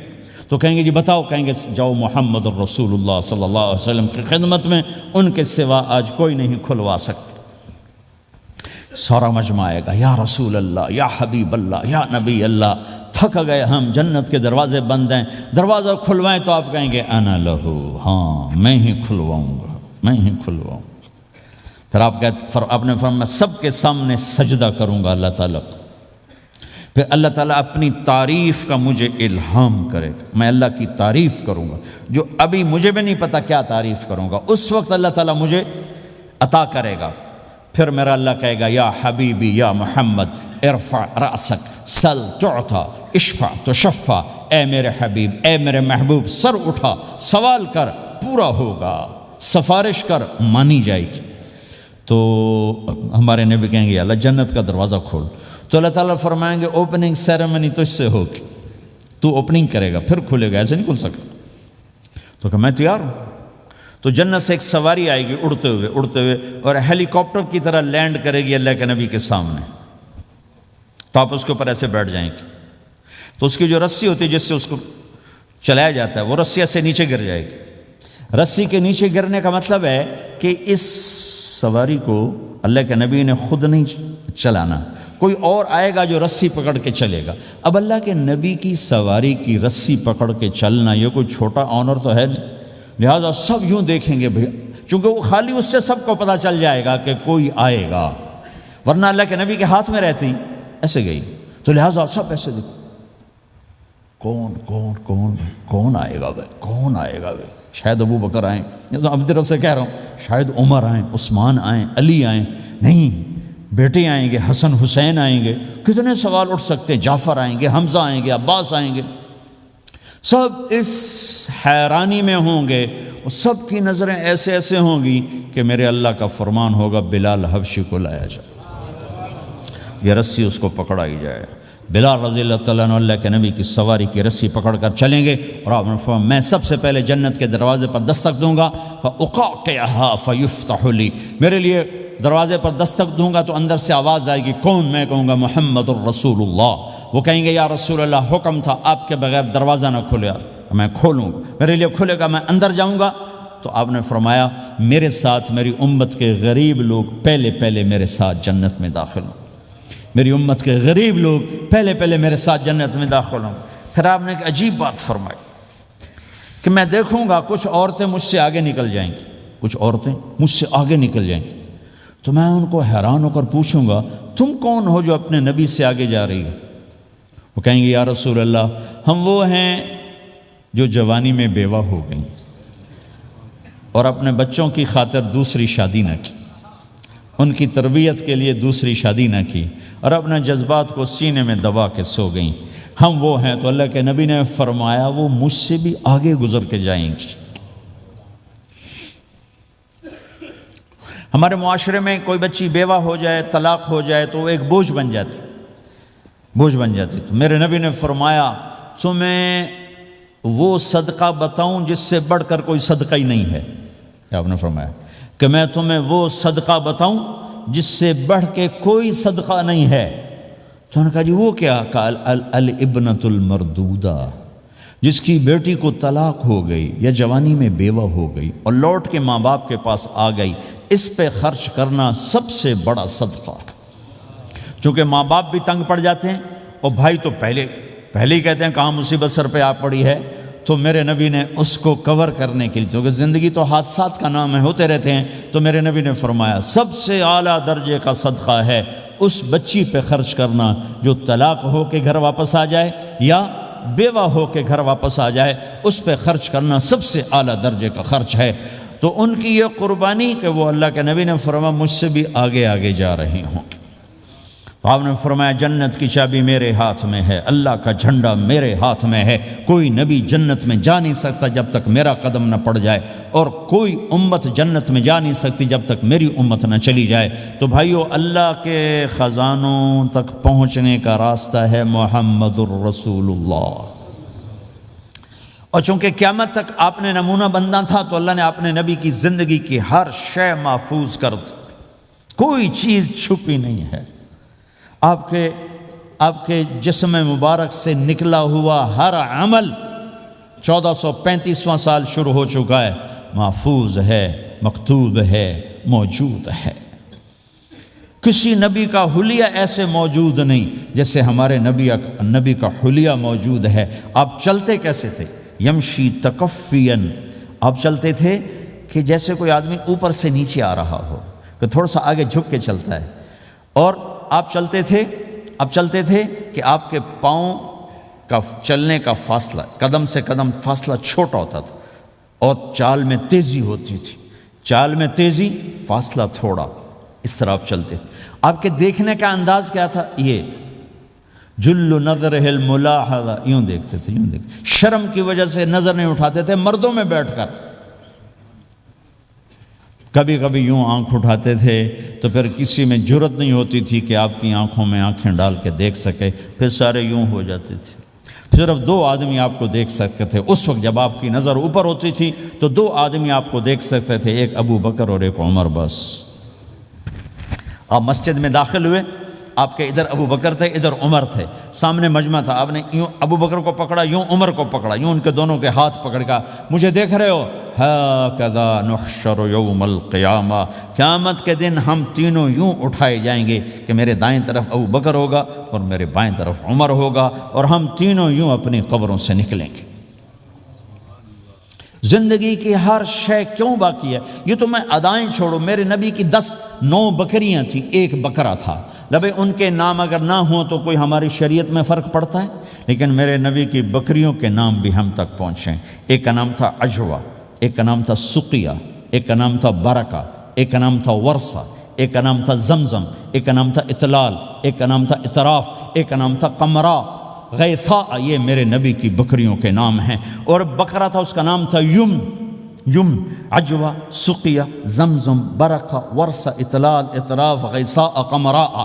اور اس میں آپ کی بکری قمراء آپ کی زندگی میں مر گئی تھی، اتنی ڈیٹیل بھی موجود ہے۔ آپ کے 2 گدھے تھے، ایک کا نام تھا عفیر، ایک کا نام تھا یعفور۔ جس دن آپ کا انتقال ہوا، یعفور پورے مدینے کی گلیوں میں روتا پھر رہا تھا اور چیختا پھر رہا تھا، یہاں تک کہ کنویں میں چھلانگ لگائی اور مر گیا۔ آپ کی 4 اونٹنیاں تھیں، عزبا، شہبا، جدعا، قصوا۔ اس میں جو آپ کی اونٹنی عزبا تھی، ادھر آپ کا انتقال ہوا اور ادھر اس نے بیٹھے بیٹھے رونا شروع کر دیا، اور چارہ بھی چھوڑ دیا، پانی بھی چھوڑ دیا، اور بیٹھے بیٹھے بھوکی پیاسی مر گئی، چارہ نہیں کھایا، پانی نہیں پیا۔ آپ کے 2 خچر تھے، ایک کا نام تھا دلدل، ایک کا نام تھا فضہ۔ آپ کے 2 اونٹ تھے، ایک کا نام تھا عسکر، ایک کا نام تھا ثعلب۔ گھوڑے آپ نے بہت رکھے، آئے گئے، ورد، یعصوب، یعبوب، مرتجل، لزاز، طراز، ثقب، سبحہ، ورد، یہ سجل، یہ میرے نبی کے خوبصورت عالی شان گھوڑے ہیں۔ گھوڑوں کے نام بھی ہم تک آئے ہوئے ہیں۔ میرے نبی کا نسب اگر ہمیں نہ معلوم ہو تو ہماری شریعت میں کیا فرق پڑتا ہے، لیکن آدم علیہ السلام تک اللہ تعالیٰ نے اپنے حبیب کا نسب پیڑھی کو سلامت رکھا ہوا ہے۔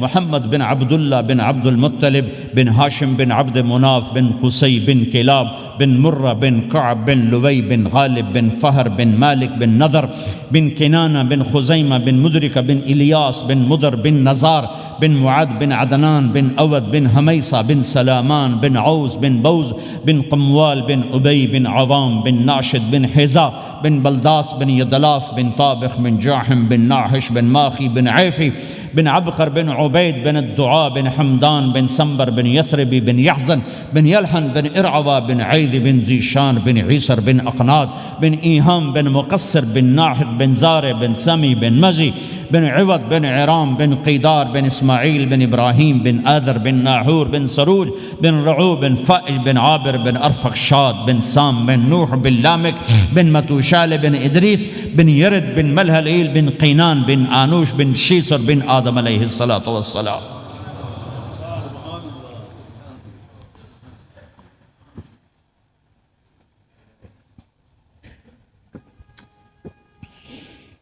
اللہ کا اعلان ہے جہاں رہو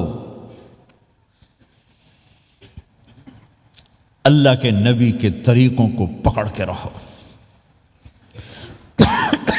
اللہ تعالیٰ تک پہنچنے کا بس ایک ہی راستہ ہے، ایک ہی راستہ ہے، ایک ہی راستہ ہے، وہ ہے جناب رسول اللہ صلی اللہ تعالی علیہ وسلم کی مبارک زندگی۔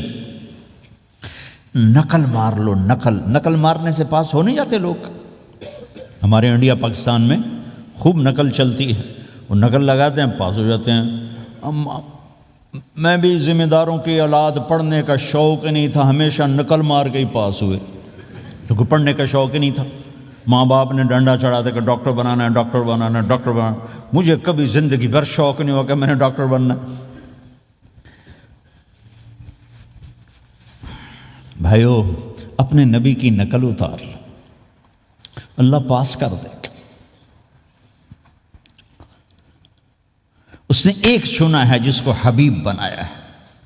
10,000 سال کا پروسیس ہوا اور اس میں سے محمد مصطفیٰ صلی اللہ علیہ وسلم کی ہستی کو وجود ملا۔ آپ کو آنے میں اتنا زمانہ چاہیے تھا کہ اعلیٰ سے اعلیٰ چیز کے بننے میں دیر لگتی ہے، تو کائنات 10,000 سال گھومی اور تب جا کر میرے حبیب مصطفیٰ صلی اللہ تعالی علیہ وسلم کو اللہ تعالیٰ نے وجود بخشا۔ سب سے عالی نسب، سب سے عالی خاندان، سب سے عالی صفات۔ اب اللہ کے خزانوں سے لینے کا راستہ پاؤنڈ نہیں، ڈالر نہیں ہے، تجارت نہیں ہے۔ اللہ سے لینے کا راستہ میرے نبی کا طریقہ ہے۔ تجارت میں ہو، زراعت میں ہو، جاب میں ہو، کھیتی باڑی میں ہو، میرے نبی کا طریقہ ایک مسجد کا ہے، نماز۔ 5 وقت کی نماز یہ میرے نبی کی آنکھوں کی ٹھنڈک ہے۔ 5 وقت کی نماز اس امت کی شان پہچان ہے۔ اور اللہ تعالیٰ نے پہلی امتوں پر اتنی بڑی مشقت ڈالی کہ ان کی نماز مسجد کے علاوہ کہیں نہیں ہوتی تھی، مسجد میں ہی ہوتی تھی۔ ہمارے لیے کتنی آسانی کر دی، جاب میں ہے مصلی بچھا نماز پڑھ، چلو مصلی بھی کوئی نہیں، زمین دیکھ اس پر کوئی گندگی تو کوئی نہیں ہے، بس زمین بھی تیرے لیے پاک ہے، چل نماز پڑھ۔ اور آسانی کر دی، پانی کوئی نہیں ہے، کوئی بات نہیں، مٹی میں ہاتھ مار، منہ پہ مل، پھر ایک ہاتھ مار، یوں کر، چل نماز پڑھ، میں تیری قبول کروں گا۔ یہ کسی امت کے ساتھ یہ نہیں ہوا، انہیں وضو ہی کرنا تھا چاہے پانی 50 میل پر موجود ہو۔ اور ہمارے لیے پانی کوئی نہیں ہے، چلو تیمم، مٹی میں ہاتھ ہمارا یوں کیا، پھر ہاتھ ہمارا ایک یوں کیا، ایک یوں کیا، چل بھائی اللہ اکبر، قبول۔ عمار بن یاسر رضی اللہ تعالیٰ عنہ سفر میں تھے، ان کو نہانے کی ضرورت ہو گئی، نائٹ فال ہو گیا، تو انہوں نے سوچا کہ ویسے تو آدمی کو وضو کی ضرورت ہوتی ہے تو خالی منہ پہ ہاتھ مارا اور یوں کونیوں تک، لیکن مجھے تو غسل کی ضرورت ہے، تو خالی اس سے تو کافی نہیں ہوگا۔ تو انہوں نے کپڑے اتارے، اکیلے تھے، ریت کے اوپر کبھی یوں لیٹے، کبھی یوں لیٹے، کبھی یوں لیٹے، 3-4 دفعہ یوں اور یوں رول ہوتے ہوتے پھر انہوں نے نماز پڑھی۔ آئے اللہ کے نبی کی بارگاہ میں، یا رسول اللہ مجھے رات کو نہانے کی ضرورت پڑ گئی۔ تو میں نے کہا وضو کے لیے تو خالی یہ 2 دفعہ کرنا کافی ہے، تو یہ تو نہانا تھا، تو میں تو ریت میں خوب رول ہوتا رہا۔ میرے نبی نے انما یکفیک ضربتان، ارے سیدھے بندے عمار، اس کے لیے بھی اتنا ہی کافی تھا کہ تو یوں کرتا اور یوں کرتا اور تو پاک ہو جاتا۔ اللہ نے اس نبی کے طفیل اس محبوب مصطفیٰ صلی اللہ علیہ وسلم کے طفیل اللہ نے کیا کیا سہولتیں اور آسانیاں ہمیں عطا فرمائیں۔ پھر نماز 4 کی 2 رکعت کر دی کہ بھئی تم مسافر ہو 2 پڑھو، روزے میں سفر میں روزہ معاف کر دیا، بعد میں رکھ لینا، بعد میں رکھ لینا، قضا کرنے کو حکم، بالکل چھوڑنے کا نہیں۔ اور کہا کہ بھائی مریض ہو چھوڑ دو، مسافر ہو چھوڑ دو، اور نماز 2 رکعت کر دو، سنتیں چھوڑ دو۔ ابن عمر رضی اللہ تعالیٰ عنہ بیٹھے تھے تو انہوں نے 2 رکعت پڑھ کے بیٹھ گئے، تو ان کے خادم نے کہا سنتیں نفل نہیں پڑھو گے؟ کہا اگر پڑھنا تو 4 فرض پڑھتا میں، میرے اللہ نے معافی دی تھی تو میں کیوں پڑھوں؟ میرے نبی نے سفر میں سنتیں نہیں پڑھی کبھی، اپنی امت کو سہولت دینے، فجر کی سنتیں 2 پڑھتے تھے، اس کے علاوہ سنتیں نہیں پڑھیں تاکہ میری امت کو سہولت ہو، آسانی ہو۔ ایک دفعہ بارش ہو رہی تھی اور کوئی جگہ نہیں تھی نماز پڑھنے کے لیے، تو آپ نے اپنی اونٹنی کو آگے کیا اور اس پر بیٹھ گئے، بیٹھے ہی تھے، پیچھے صحابہ نے اونٹنیوں پر ہی صفیں بنائیں، اور یہ نماز اونٹنی پہ بیٹھ کر ادا کی گئی۔ بارش کے اندر نماز اونٹنی کے اوپر نماز بھی ہو گئی، رکوع بھی ہو گیا، سجدہ بھی ہو گیا، سلام بھی ہو گیا۔ پہلی امتوں کے لیے نہیں تھا، سجدہ ہی کرنا پڑے گا۔ یہ اللہ کے محبوب مصطفیٰ صلی اللہ تعالی علیہ وسلم کی طفیل، میرے اللہ نے ہم پہ فضل و احسان کیا، تو میرے نبی کی زندگی میں عبادات میں نماز سب سے اعلیٰ نظر آتی ہے، سب سے نمایاں نظر آتی ہے۔ اور پھر بازار میں، گھر میں، دفتر میں، ماحول میں میرے نبی کے اخلاق، یہ زندگی کا دوسرا روشن پہلو ہے۔ میرے نبی کی ساری زندگی 2 لفظوں میں آتی ہے، عبادت اخلاق، عبادت اخلاق، یا 2 اور لفظ، حقوق اللہ، حقوق العباد، حقوق اللہ، حقوق العباد۔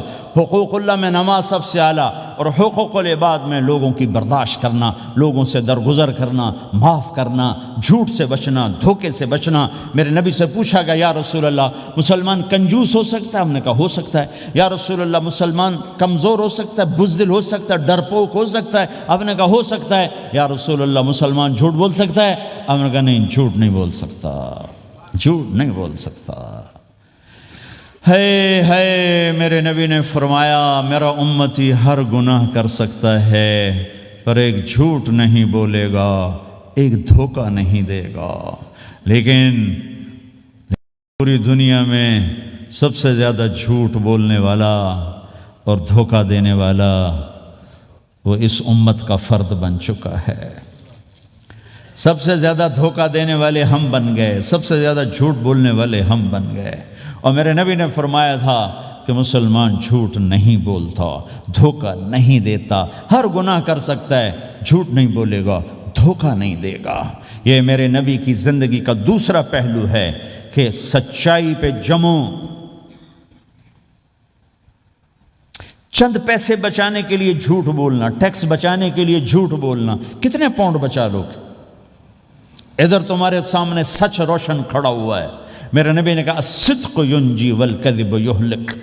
ادھر جھوٹ کھڑا ہے، ادھر جھوٹ کے ساتھ 4 پاؤنڈ بچیں گے، ادھر سچ کے ساتھ اللہ ملے گا، لے لو جو لینا ہے لے لو۔ ہاں، الا لعنت اللہ علی الکاذبین، جھوٹوں پہ اللہ کی لعنت۔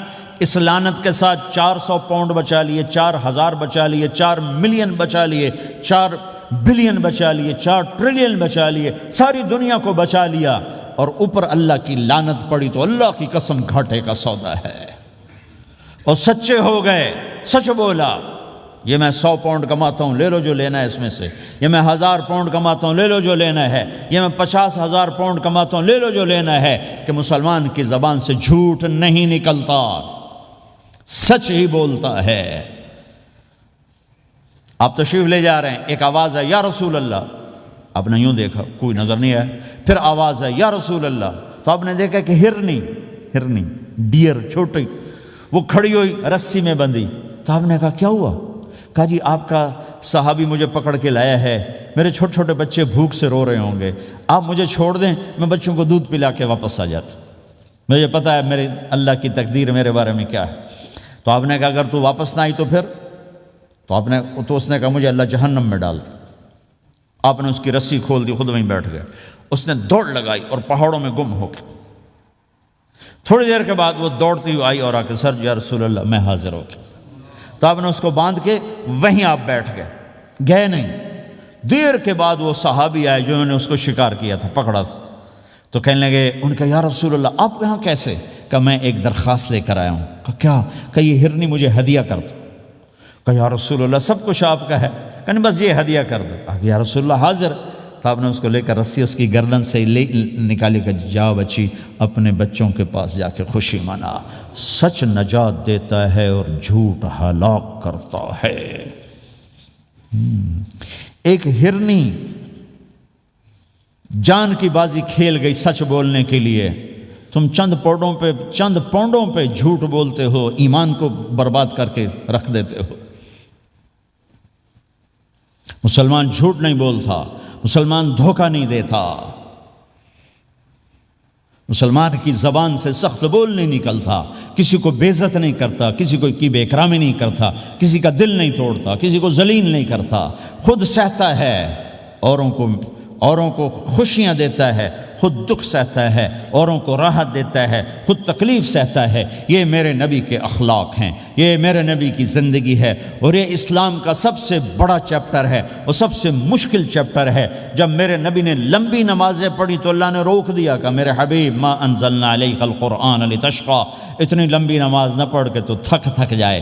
میرے نبی نے تبلیغ میں زور دکھایا تو اللہ نے روک دیا، فَلْتَذْهَبْ نَفْسُكَ عَلَيْهِمْ حَسَرَاتٍ، میرے نبی اتنا غم نہ کر کے آپ خود ہی آہیں بھرتے بھرتے آپ مر جائیں۔ میرے نبی نے مال سارا خرچ کیا، اللہ نے اس سے بھی روک دیا، وَلَا تَبْسُطْهَا كُلَّ الْبَسْطِ فَتَقْعُدَ مَلُومًا مَحْسُورًا، اتنا خرچ نہ کریں کہ آپ خود پھر دکھی ہو کے بیٹھ جائیں۔ خرچ کرنا بہت بڑا عمل، تبلیغ سب سے سارے عملوں کا سردار عمل، تبلیغ سے بڑا کوئی کام ہوتا تو اللہ نبیوں کو دیتا، اگر تبلیغ سے بڑھ کر کوئی کام ہوتا تو اللہ نبیوں کو دیتا، گشت سے بڑھ کر کوئی محنت ہوتی تو اللہ نبیوں کو دیتا۔ 950 سال نوح علیہ السلام گشتی کر رہے ہیں، اور اللہ کی مان لو، اللہ کی مان لو، اتنا عظیم عمل کا میرے نبی درمیانہ نماز سب سے بڑی عبادت، میرے نبی درمیانہ کام، لیکن جب میرے نبی نے اخلاق اچھے کیے، دشمن کو معاف کرنا۔ لیکن ایک آدمی آپ سوئے ہوئے تھے، آپ کی تلوار لٹکی تھی، ایک آدمی آیا، اس نے آپ کی تلوار اتاری اور یوں ہماری پسلی میں آپ اٹھ کے بیٹھ گئے۔ اب وہ قتل کے ارادے کے لیے آ چکا ہے اور تلوار یہاں ہے، کہتا من یمنعک منی، اب بول تمہیں کون بچائے گا؟ تو آپ نے مسکراتے ہوئے کہا اللہ، تو اس کے ہاتھ سے تلوار گر پڑی، تو آپ نے اٹھا لی، آپ نے یوں سیدھی کی، اب تو بچا، تجھے کون بچائے گا؟ وہ کہنے لگا مجھے تو ہی بچائے گا، وہ تو اللہ کو جانتا نہیں تھا، کہا بابا مجھے تو ہی بچائے گا۔ تو آپ کہتے ہیں اس کا سر اڑا دو، یہ نبی کو قتل کرنے آیا ہے۔ میرے نبی نے فرمایا کلمہ پڑھتے ہو؟ کہا نہیں پڑھتا۔ کہا جاؤ معاف کیا۔ یہ میرے نبی کے اخلاق ہیں۔ 20 سال جنہوں نے قتل کے منصوبے بنائے، مکہ والے، جب آپ مکہ میں فاتحانہ داخل ہوئے، ابو سفیان سب سے زیادہ آپ کو دکھ پہنچانے والوں میں پیش تو آپ نے ابو سفیان کو عزت دی۔ جو ابو سفیان کے گھر میں داخل ہوگا اس کو کچھ نہیں کہا جائے گا۔ آپ تو ابو سفیان کو بلا کے سولی پہ لٹکاتے، اور آپ کہہ رہے ہیں جو ابو سفیان کے گھر میں جائے گا اسے کچھ نہیں کہا جائے گا، جو بیت اللہ میں ہوگا اسے کچھ نہیں کہا جائے گا۔ سارا مکہ سامنے، آپ یوں بیت اللہ کا دروازے پر یوں دونوں ہاتھ ایسے ٹکا کے کھڑے تھے۔ پھر آپ نے کہا میں کیا کروں گا اب تمہارے ساتھ؟ تو سہیل بن عمر نے کہا آپ کریم ہیں، کریم کے بیٹے ہیں۔ تو آپ نے کہا جاؤ میں نے معاف کیا۔ یہ اخلاق آج مٹ چکے ہیں، مردوں سے، عورتوں سے، علم والوں سے، خانقاہ والوں سے، تبلیغ والوں سے، سب زیرو ہوئے پڑے ہیں۔ جب تک یہ اخلاق زندہ نہیں ہوتے اسلامی زندگی قائم نہیں ہو سکتی، اسلامی معاشرت قائم نہیں ہو سکتی، اور دین دو چیزوں سے آگے پھیلتا ہے، ایک دعوت اور ایک اخلاق۔ دعوت اور اخلاق، دعوت نہیں ہوگی تو اخلاق وہیں پڑے رہ جائیں گے، اخلاق نہیں ہوں گے تو دعوت کوئی قبول نہیں کرے گا۔ میرے نبی نے کتنے معجزے دکھائے مکے میں، نہیں کلمہ پڑھا۔ بدر میں ان کے 70 مارے گئے، فرشتوں کو دیکھا، جبریل کے گھوڑے کی آواز سنی، کلمہ نہیں پڑھا۔ خندق میں شکست ہوئی، کلمہ نہیں پڑھا۔ پانی نکلتے دیکھا انگلیوں سے، کلمہ نہیں پڑھا۔ ایک بکرے کا ایک بازو پکایا، ایک بازو بکرے کا، ایک اگلا جو بازو ہوتا، اور 40 آدمیوں نے کھانا کھایا اور ایک بوٹی کم نہیں ہوئی، ایک بوٹی کم نہیں ہوئی، کلمہ نہیں پڑا۔ لیکن جب میرے نبی نے کہا جاؤ معاف کیا تو سارے ہی کلمہ پڑ گئے کہ واقعہ یہ اخلاق نبی کے ہو سکتے۔ حنین کی جنگ میں جب بھاگے لوگ، شکست ہوئی، تو ایک صحابی کا بھاگتے ہوئے پاؤں ہمارے نبی کے پاؤں پر آیا، اور جوتا سخت تھا، تو آپ نے کہا اوجعتنی، اور آپ کے ہاتھ میں چھڑی تھی، آپ نے اس کو یوں ماری، کہا اوجعتنی، ارے تو نے مجھے کتنا زیادہ درد پہنچایا، دکھ پہنچایا۔ وہ بیچارے پگھل کے رہ گئے اور پریشان ہو گئے، اور فرماتے ہیں سارا دن میں پریشان، ساری رات پریشان کہ اللہ کے نبی کو میں نے تکلیف پہنچائی، اب میرا کیا بنے گا۔ اگلا دن ہوا تو اعلان ہو رہا تھا بھائی جس کا پاؤں نبی کے پاؤں پہ آیا تھا اس کو اللہ کے نبی بلا رہے ہیں۔ تو صحابی کہنے لگے میں نے سمجھا بس اب میری تو دنیا بھی گئی اور آخرت بھی گئی، اب میرے اوپر کیس بنے گا اور مجھے ڈانٹ ڈپٹ بھی ہوگی، میرا کتنا بڑا گھاٹا نقصان ہوگا۔ یہ حاضر ہوئے ڈرتے ڈرتے، تو آپ نے فرمایا میرے بھائی کل میں نے تمہیں چھڑی ماری تھی، وہ مجھے معاف کر دینا، اور یہ 80 اونٹ تمہیں ہدیہ دیتا ہوں، 80 کیملز یعنی 80 پراڈو، 80 رینج روور کا یہ میری طرف سے تمہیں ہدیہ ہے۔ وہ حیران پریشان، یہ میرے نبی کے اخلاق ہیں، یہ میرے نبی کے اخلاق ہیں۔ کانٹے بچھانے والی نے 4 دن آنا چھوڑ دیا، بیمار ہو گئی تھی، تو آپ نے کہا کیا بات ہے، وہ ہمارے راستے میں اب کانٹے کوئی نہیں ہیں؟ کہا یہ وہ بیمار پڑی ہے جو کانٹے بچھاتے تھے۔ تو آپ اس کے گھر چلے گئے، ماں جی خیریت تو ہے، آپ ٹھیک تو ہیں؟ کہا بیٹا مجھے کلمہ پڑھا دے، بس تیرے اخلاق نے مجھے فتح کر لیا ہے۔ میرے بھائیوں یہ چیپٹر بھول چکے ہیں، بھول چکے ہیں، بھول چکے ہیں۔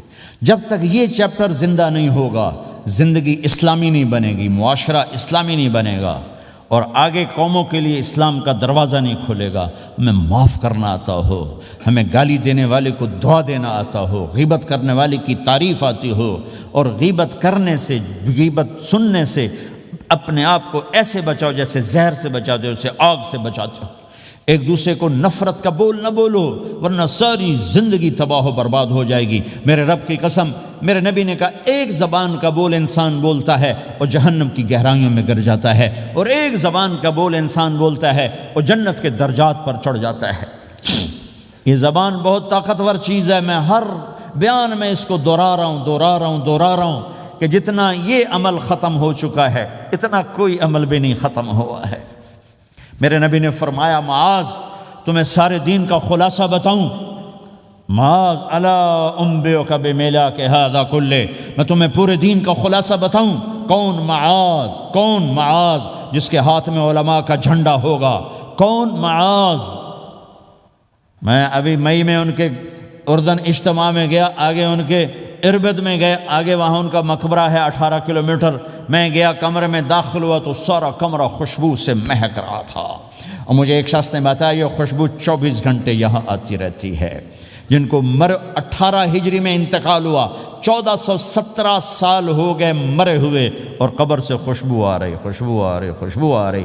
اس آدمی کو سمجھایا کیسے اور بتایا کیا؟ معاذ تمہیں سارے دین کا خلاصہ بتاؤں؟ کہا جی بتائیں۔ تو آپ نے یوں کیا، اپنی زبان نکالی اور اس کو پکڑا انگلی سے، پھر کہا کف ھذا، معاذ اس زبان پہ قابو پا جا، یہ پورا دین ہے۔ یہ زبان آج کھل گئی ہے، کھل گئی ہے۔ حضرت لقمان علیہ السلام کا فرمان ہے بیٹا میں چپ رہنے پہ کبھی نہیں پچھتایا، میں ہمیشہ اپنے بول پہ پچھتایا ہوں۔ معاذ نے کہا یا رسول اللہ زبان کے بول پہ پکڑ ہوگی؟ کہ تیرا بھلا ہو جائے معاذ، سب سے زیادہ جہنم میں دھکا دینے والی زبان ہوگی۔ اور ایک صحابی ہیں ابو دجانہ۔ کون ابو دجانہ؟ السابقون الاولون من المہاجرین والانصار، اس میں پہلی صف کے صحابہ۔ کون ابو دجانہ؟ جب آپ حج پر گئے تو اپنی جگہ مدینے کا امیر ابو دجانہ کو بنایا۔ ابو دجانہ حج میں شریک نہیں ہوئے کہ آپ نے اپنی جگہ ان کو اپنا نائب بنا کے وہاں کھڑا فرمایا ابو دجانہ میری جگہ پر مدینے کا امیر ہے، یہ وہ ابو دجانہ ہیں۔ کون ابو دجانہ؟ جو جنگ بدر سے لے کر آخری حج تک ہر سفر میں شریک ہیں، ہر سفر میں شریک ہیں۔ ان کی ایک بات میں بتانا چاہتا ہوں، پہلے تھوڑی سی ان کی ہسٹری بتانا چاہتا ہوں۔ کون ابو دجانہ؟ احد کی جنگ میں آپ نے تلوار اٹھائی، کہ اس تلوار کو کون لے گا؟ کئی صحابہ کھڑے ہو گئے۔ آپ نے کہا اس تلوار کا حق کون ادا کرے گا؟ سارے بیٹھ گئے، 3 آدمی کھڑے رہے، ایک زبیر بن عوام، ایک عمر بن خطاب، ایک ابو دجانہ۔ ان کا نام ہے سماک بن خرشنہ، سماک بن خرشنہ ان کا نام ابو دجانہ سے مشہور ہے۔ تو آپ نے تلوار نہ عمر کو دی، نہ زبیر کو دی، ابو دجانہ کو دی تھی۔ تو عمر رضی اللہ عنہ نے تو محسوس نہیں کیا، حضرت زبیر نے محسوس کیا کہ اس کو کیوں دی، مجھے کیوں نہیں دی؟ میں مہاجرین میں سے ہوں، میں پھوپھی کا بیٹا ہوں، میں اس سے دلیری میں کم نہیں ہوں۔ بلکہ حضرت زبیر کی دلیری کی تو دھاک تھی، جدھر سلوار چلتی تھی کاٹتی چلی جاتی تھی، کہنے لگا میں دیکھوں گا یہ کیا کرتا ہے۔ تو ابو دجانہ کے پیچھے پیچھے زبیر ہو لیے۔ تو ابو دجانہ نے جو حملہ کیا تو 3000 کا لشکر تھا، اس کو چیر کے پار نکل گیا، پورے لشکر کو کاٹ کے پار نکل گیا۔ اور آگے عورتیں کھڑی تھیں جو مکے کے لشکر کو تیار کر رہی تھیں، نحن بنات طارقی نمشی علی النمارق مشی القتل بوارقی المسک فی المخالق المسک فی المفارق والدر فی المخالق ان تقبلوا نعانقی وتدبروا نفارقی فراق غیر وامقی۔ یہ گانا گا رہی تھیں اور ان کو تیار کر رہی تھیں۔ تو جب ابو دجانہ کی تلوار نظر آئی تو سب بھاگیں، ہندا پکڑی گئی۔ تو آپ نے یوں اپنی تلوار ہندا کے سر پر رکھی، انہوں نے چیخ ماری، تلوار ہٹا لی۔ تو زبیر پیچھے پیچھے کہ یہ کیا کیا ہے؟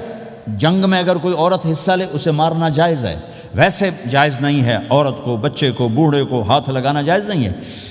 تو انہوں نے کہا تلوار کیوں نہیں چلائی؟ کہا میرے محبوب کی تلوار ہے، عورت کے خون سے رنگین کر کے اس کی شان نہیں گھٹانا چاہتا، یہ میرے نبی کی تلوار۔ پھر واپس ہوئے، پھر اٹیک کیا اور پھر مجمع کو چیر دیا۔ سامنے ایک آدمی آ رہا تھا ہاتھی کی طرح، اتنا لمبا موٹا تازہ۔ تو زبیر کہنے لگے میرے جی میں آیا کبھی اس کی ٹکر ہونا، پھر میں دیکھوں ابو دجانہ کیا چیز ہے۔ تو اللہ کا کرنا ایسا ہوا، ابو دجانہ دونوں آمنے سامنے ہو گئے۔ تو وہ ایسے شاہ سوار تھے کہ دونوں طرف کے لشکر ذرا تھم گئے اور وہ دونوں بھڑ گئے۔ ابو دجانہ کے اپنے جوہر، اس پہلوان کے اپنے جوہر، غبار اٹھا، مٹی اٹھی، اور اس کی اپنی طاقت، ان کی اپنی طاقت، انہوں نے ابو دجانہ کو اس نے زخمی کر دیا۔ ابو دجانہ نے جو جوش میں آ کے ماری تلوار، اس کو لگی یہاں، تو اتنی طاقت سے لگی کہ اس کے نیچے اتر کر 2 ٹکڑوں میں تقسیم کر دی۔ ماری تو ایک حصہ ادھر، ایک حصہ، پھر یوں دیکھا اور اپنے چہرے سے لوہی کی ٹوپی اتاری، کہا ما ترا انا ابو دجانہ، کیا دیکھ رہے ہو؟ میں ہوں ابو دجانہ، تلوار صحیح لی ہے میں نے، غلط نہیں لی۔ یہ ابو دجانہ ہیں۔ اور جب شکست ہو گئی احد کی جنگ میں، اور پھر 10-12 آدمیوں نے آپ کو گھیرے میں لیا ہوا تھا، ان میں ایک ابو بکر تھے، عمر تھے، علی تھے، طلحہ تھے، زبیر تھے، سعد بن ابی وقاص تھے، اور سہل بن حنیف تھے، عبادہ قتادہ بن نعمان تھے، اور ابو دجانہ تھے رضی اللہ تعالی عنہم۔ ان میں سے ایک ابو دجانہ بھی تھے۔ اور یمامہ کی جنگ میں ابو دجانہ شہید ہوئے، یمامہ کی جنگ میں شہید ہوئے۔ یہ ابو دجانہ کی تھوڑی سی سیرت آپ کے سامنے آئی ہے۔ اس کے بعد اب آپ ان کے قول کو سنو تاکہ اس کا وزن آپ کے سامنے آئے۔ یہ بدر کے شریک ہیں، اللہ کے نبی نے کہا بدر کا صحابی جو مرضی کرے بخشا گیا۔ یہ صلح حدیبیہ کے شریک ہیں، اللہ نے قرآن میں کہا لقد رضی اللہ، میں ان سے راضی ہو گیا۔ یہ صحابی ہیں، اللہ نے کہا کلا وعد اللہ الحسنی، اے میرا نبی تیرے ہر صحابی کے لیے جنت کا وعدہ ہے۔ اور اب یہ کیا کہتے ہیں؟ یہ کیا کہتے ہیں لوگو؟ ان ارجع عملی عند، لوگو میرے پاس، ابو دجانہ میرے پاس بخشش کا سب سے بڑا عمل جانتے ہو کیا ہے؟ بدر نہیں، احد نہیں، حدیبیہ نہیں، خندق نہیں، خیبر نہیں، فتح مکہ نہیں، آخری حج نہیں۔ کیا ہے؟ کیا ہے لوگو؟ ان ارجع عملی عندی، میرے پاس آخرت میں بخشش کا سب سے بڑا عمل بس ایک ہے کہ ما آذیت احدا بلسانی، میں نے اپنی زبان سے کبھی کسی کو دکھ نہیں پہنچایا۔ ولا اجد فی قلبی غلا لاحد، اور میرے دل میں کسی کے لیے بغض کوئی نہیں ہے، بس یہ میری بخشش کا عمل ہے۔ تو بھائیو، نبی کے اخلاق میں دو چیزیں لے لو، ایک زبان سے کسی کو دکھ نہ دو، ایک دل میں کسی کا بغض نہ رکھو۔ اللہ کی قسم بغیر حساب کتاب کے جنت میں جاؤ گے۔ بڑے بڑے جنید بغدادی اور بڑے بڑے معرفت والے تمہیں دیکھتے رہ جائیں گے، تمہاری رفتار اتنی تیز ہوگی کہ تمہیں وہی پکڑ سکے گا جس کا یہ دو عمل تم سے زیادہ اچھا ہوگا۔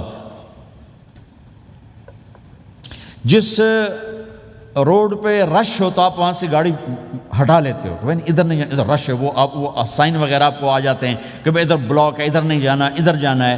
تو جہاں روڈ پہ رش ہوتا ہے تو قیمتی سے قیمتی گاڑی کی رفتار بھی آہستہ ہو جاتی ہے، اور جہاں روڈ خالی ہوتا ہے تو پرانی گاڑی بھی بھاگے جا رہی ہوتی ہے۔ ہمارے یہاں پرانی گاڑی ہوتی ہے نا، پرانی بسوں کے پیچھے لکھا ہوتا ہے نہ انجن کی خوبی نہ ڈرائیور کا کمال، خدا کے سہارے چلی جا رہی ہے۔ اور جس کے پاس ایسی گاڑی ہو، نہ انجن کی خوبی نہ ڈرائیور کا کمال، تو اگر اس کو روڈ خالی مل جائے تو وہ تو مرسیڈیز والے سے پہلے پہنچے گا، رینج روور والے سے پہلے پہنچے گا، بینٹلی والے سے پہلے پہنچے گا، رولز رائس والے سے پہلے پہنچے گا، جو وہ تو پھنسی کھڑی ہے اور اس کا روڈ ہی خالی ہے۔ تو میرے بھائیوں، یہ میں ایک مثال دیتا ہوں، عبادات کی روڈ پہ بہت رش ہے، نمازی بے شمار ہیں، روزے دار بے شمار ہیں، عمرے والے بے شمار ہیں، حج والے بے شمار ہیں، اور تہجد گزار بے شمار ہیں، علماء بے شمار ہیں، حافظ بے شمار ہیں، ذکر والے بے شمار ہیں، بہت رش ہے، تبلیغ والے بے شمار ہیں، لیکن جو اخلاق والا روڈ ہے نا، یہ خالی پڑا ہے۔ اس پہ موٹر سوزوکی پہ چڑھ کے آ جاؤ تو سب سے آگے نکل جاؤ، سائیکل پہ چڑھ کے آ جاؤ تو سب سے آگے نکل جاؤ، کہ روڈ ہی خالی ہے۔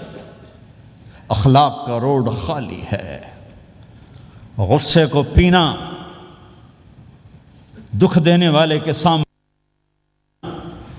درد دینے والے کو خوشیاں دینا، گالی دینے والے کو دعا دینا، کرو تو صحیح۔ میرے رب کی قسم، اس میں وہ لذت ہے کہ ساری دنیا کی لذتیں تمہیں بھول جائیں گی اگر یہ لذت تمہیں مل گئی۔ پی جا ایام کی تلخی کو بھی ہنس کے ناصر، غم کے سہنے میں بھی قدرت نے مزہ رکھا ہے۔ اپنے لہو کے گھونٹ پی، زخم پہ زخم کھا کے جی، آہ نہ کر لبوں کو سی، عشق ہے دل لگی نہیں، سینے پہ تیر کھائے جا، آگے قدم بڑھائے جا، یعنی زبان حال سے کہہ دے کہ ہاں ستائے جا۔ آج اخلاق کوئی نہیں ہے، میں تو روتا پھرتا ہوں۔ تبلیغ میں نکلو نکلو نکلو، خانقاہوں میں ذکر ذکر ذکر، اور مدرسوں میں فقہ فقہ فقہ۔ کوئی تو اس سبق کو بھی، یا اور بھی دکھ ہیں زمانے میں محبت کے سوا، راحتیں اور بھی ہیں وصل کی راحت کے سوا۔ جس دن امت کے اخلاق زندہ ہوئے، آپ اسلام کی بہار دیکھو گے۔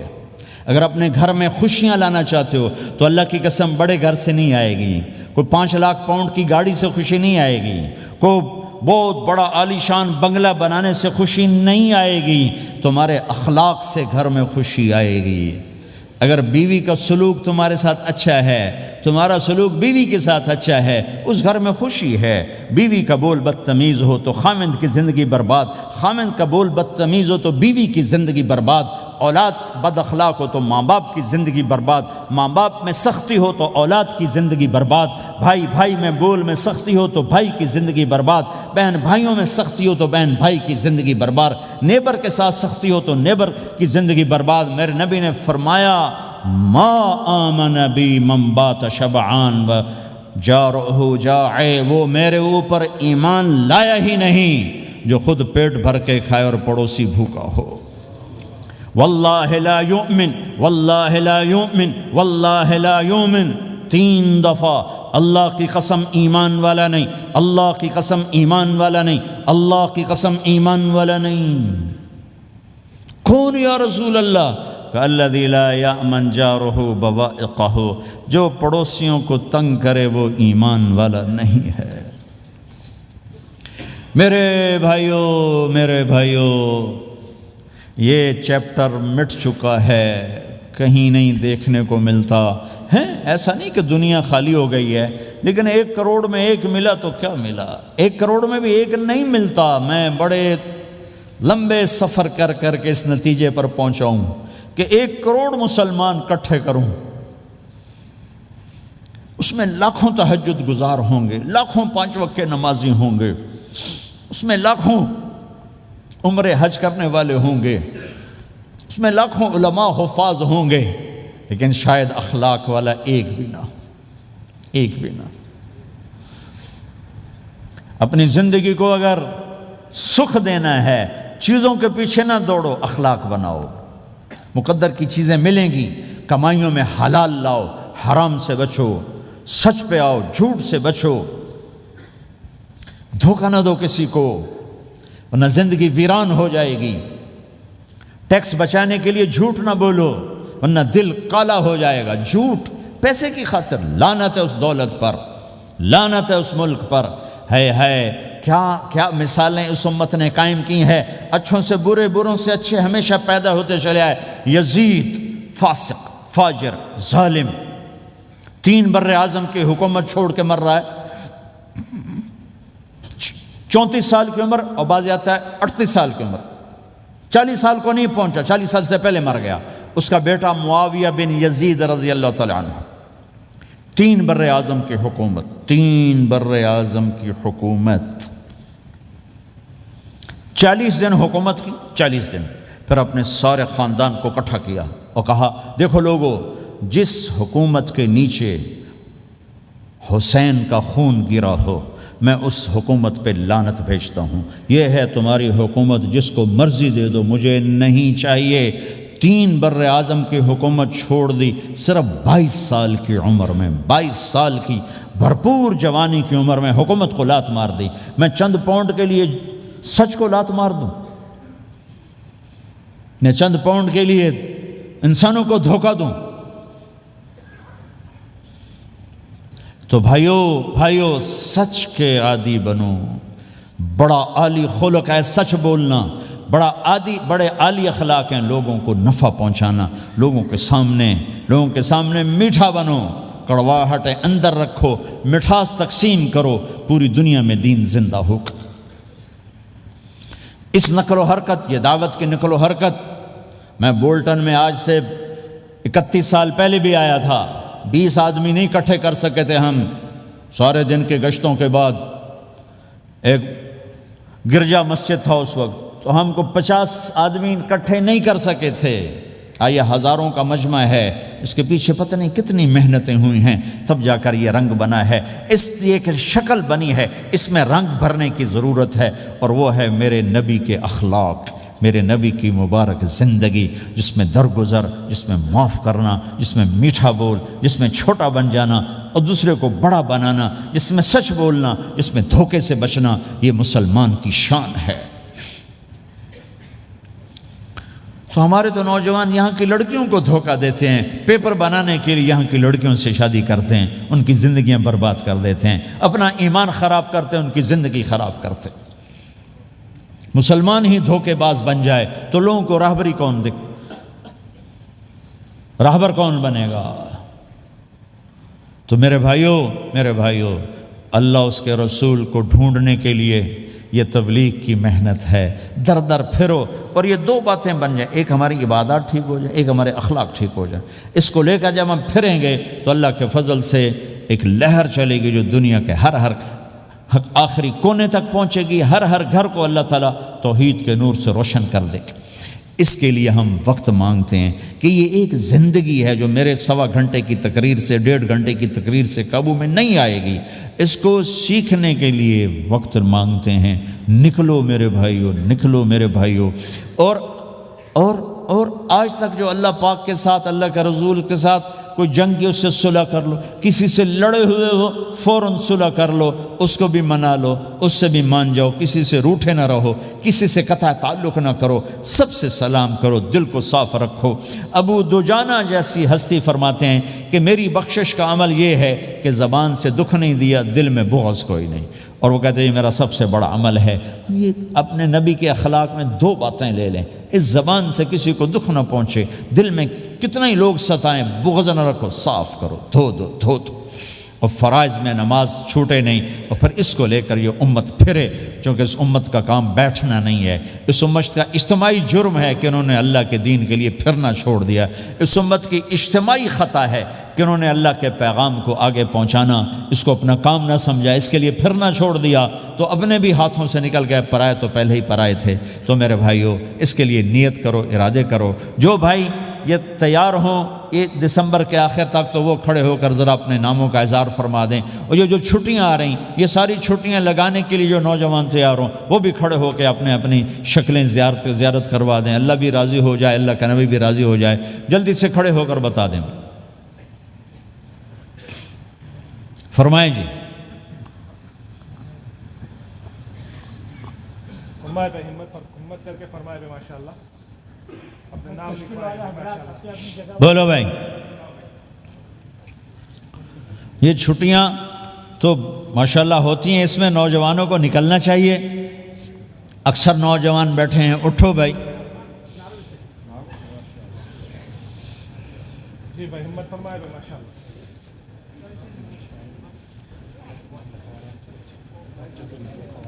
جلدی فرمائے بھائی، جلدی فرمائے۔ ایسے نہیں ہوگا، پہلے 4 مہینے دینا پھر سنو گا۔ بیٹھ جاؤ، یہاں سوال نہیں کیا جاتا بھائی۔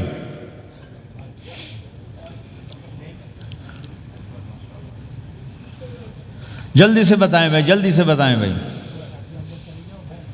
ان چھٹیوں میں کون نکلے گا اللہ کے راستے میں؟ ان چھٹیوں میں جو نوجوان تیار ہوں کھڑے ہو جائیں۔ ان چھٹیوں میں جو تیار ہیں چھٹیاں لگانے کے وہ کھڑے ہو جائیں۔ چھٹیاں اللہ کے راستے میں۔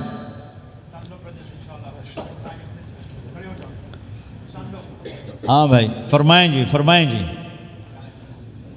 بھائی۔ اور آپ کے لیے آسان کر دیتا ہوں، آج کیا تاریخ ہے بھائی؟ 22 نومبر۔ اگلے سال 22 نومبر تک اللہ زندگی رکھے، جو بھائی چلے 4 مہینے کے لیے تیار ہوں وہ کھڑے ہو جائیں۔ 1 سال کے اندر، 1 سال کے اندر انشاءاللہ ہم جائیں گے، وہ بھائی کھڑے ہو جائیں۔ 1 سال کے اندر انشاءاللہ ہم نے جانا ہے، ترتیب بنانی ہے، وہ کھڑے ہو جائیں۔ زندگی میں جو کہیں گے ہم نکلیں گے وہ بھی کھڑے ہو جائیں۔ چلو سارے بیریئر ہٹا دیتا ہوں، لو بھائی سب کی تشکیل ہو، بیٹھ جاؤ بھائی ماشاءاللہ، بیٹھ جاؤ بھائی، بیٹھ جاؤ بھائی، بیٹھ جاؤ بھائی۔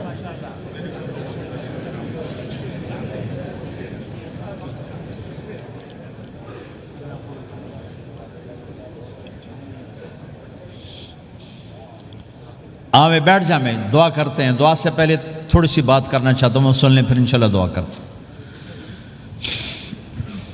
مسلمان کی زندگی چلتے پھرتے دعوت ہے، مسلمان کی زندگی چلتی پھرتی دعوت ہے۔ اگر اسلام ہماری زندگی میں ہو، عبادات ایسی چیزیں جو نظر نہیں آتی، اخلاق ایسے چیزیں جو چھپ نہیں سکتی۔ اخلاق ایک ایسی صفت ہے جس کو آپ چھپا نہیں سکتے، بد اخلاقی ایسی برائی ہے جس کو آپ چھپا نہیں سکتے۔ شراب تو چھپ سکتی ہے، اندر کمرے میں بیٹھ کے پی لے۔ روزہ چھپ سکتا ہے، نہیں رکھا کسی کو کیا خبر۔ نماز بھی چھپ جاتی، نہیں خبر پڑھی ہے کہ نہیں پڑھی۔ لیکن برے اخلاق بھی نہیں چھپتے اور اچھے اخلاق بھی نہیں چھپتے۔ ایک اچھے اخلاق خوشبو کی طرح مہکتے ہیں اور برے اخلاق گندگی طرح بدبو چھوڑتے ہیں۔ ہمارا معاشرہ اسلامی اس وقت بنے گا جب ہمارے اخلاق عالی ہوں گے، تو یہ نقل و حرکت اس کو طاقت پہنچائے گی۔ یہ گھر بیٹھنے سے چیز نہیں آئے گی بھائی، پھرنا پڑے گا، دھکے کھانے پڑیں گے۔ لیکن ان دھکوں میں بھی اللہ نے بڑی لذت رکھی ہے، بہت عجب نشہ ہے اس کا۔ جنید جمشید مجھے پہلی دفعہ ملا 97، جب وہ بہت بڑا اس وقت تھا، وہ لیجنڈ گلوکار۔ تو اس نے مجھ سے کہا کہ مولانا جس گلیمر کو پاکستانی نوجوان خوابوں میں دیکھتے ہیں وہ گلیمر مجھے فزیکلی حاصل ہے، لیکن میرے اندر اندھیرا ہے، روشنی نہیں، خالی ہے۔ کیوں؟ اوف۔ میں نے کہا تمہارے سیدھے گھٹنے میں درد ہو، تم الٹے گھٹنے میں دوا لگاؤ تو فائدہ ہوگا، کہنے گا نہیں۔ میں نے کہا اندھیرا تمہاری روح میں ہے اور تم روشن کر رہے ہو جسم کو، کبھی میوزک سے، کبھی کسی چیز سے، کبھی کسی چیز سے۔ تو عورت، شراب، میوزک، ان کا روح میں کوئی واسطہ ہی نہیں، یہ روح تک جاتی نہیں۔ ان کی پینیٹریشن جسم تک ہے اور جسم کو کنٹرول روح کرتی ہے۔ جب روح میں بھوک اٹھتی ہے تو وہ پریشانی میں کی شکل میں ظاہر ہوتی ہے۔ تم اللہ سے تعلق بنا لو، یہ سب کچھ ٹھیک ہو جائے گا۔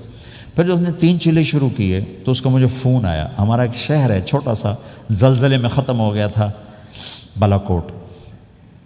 تو تو اس کا مجھے وہاں سے فون آیا کہ مولانا میں ایک پرانی مسجد میں ایک پھٹی ہوئی چٹائی پر لیٹا ہوا ہوں، اور جس سکون کو میں 5 سٹارز ہوٹل میں دیکھتا تھا، ڈھونڈتا تھا، وہ آج مجھے یہاں مل چکا ہے، اور مجھے یوں لگتا میں ہوا میں اڑ جاؤں گا، میں ہوا میں اڑ جاؤں گا۔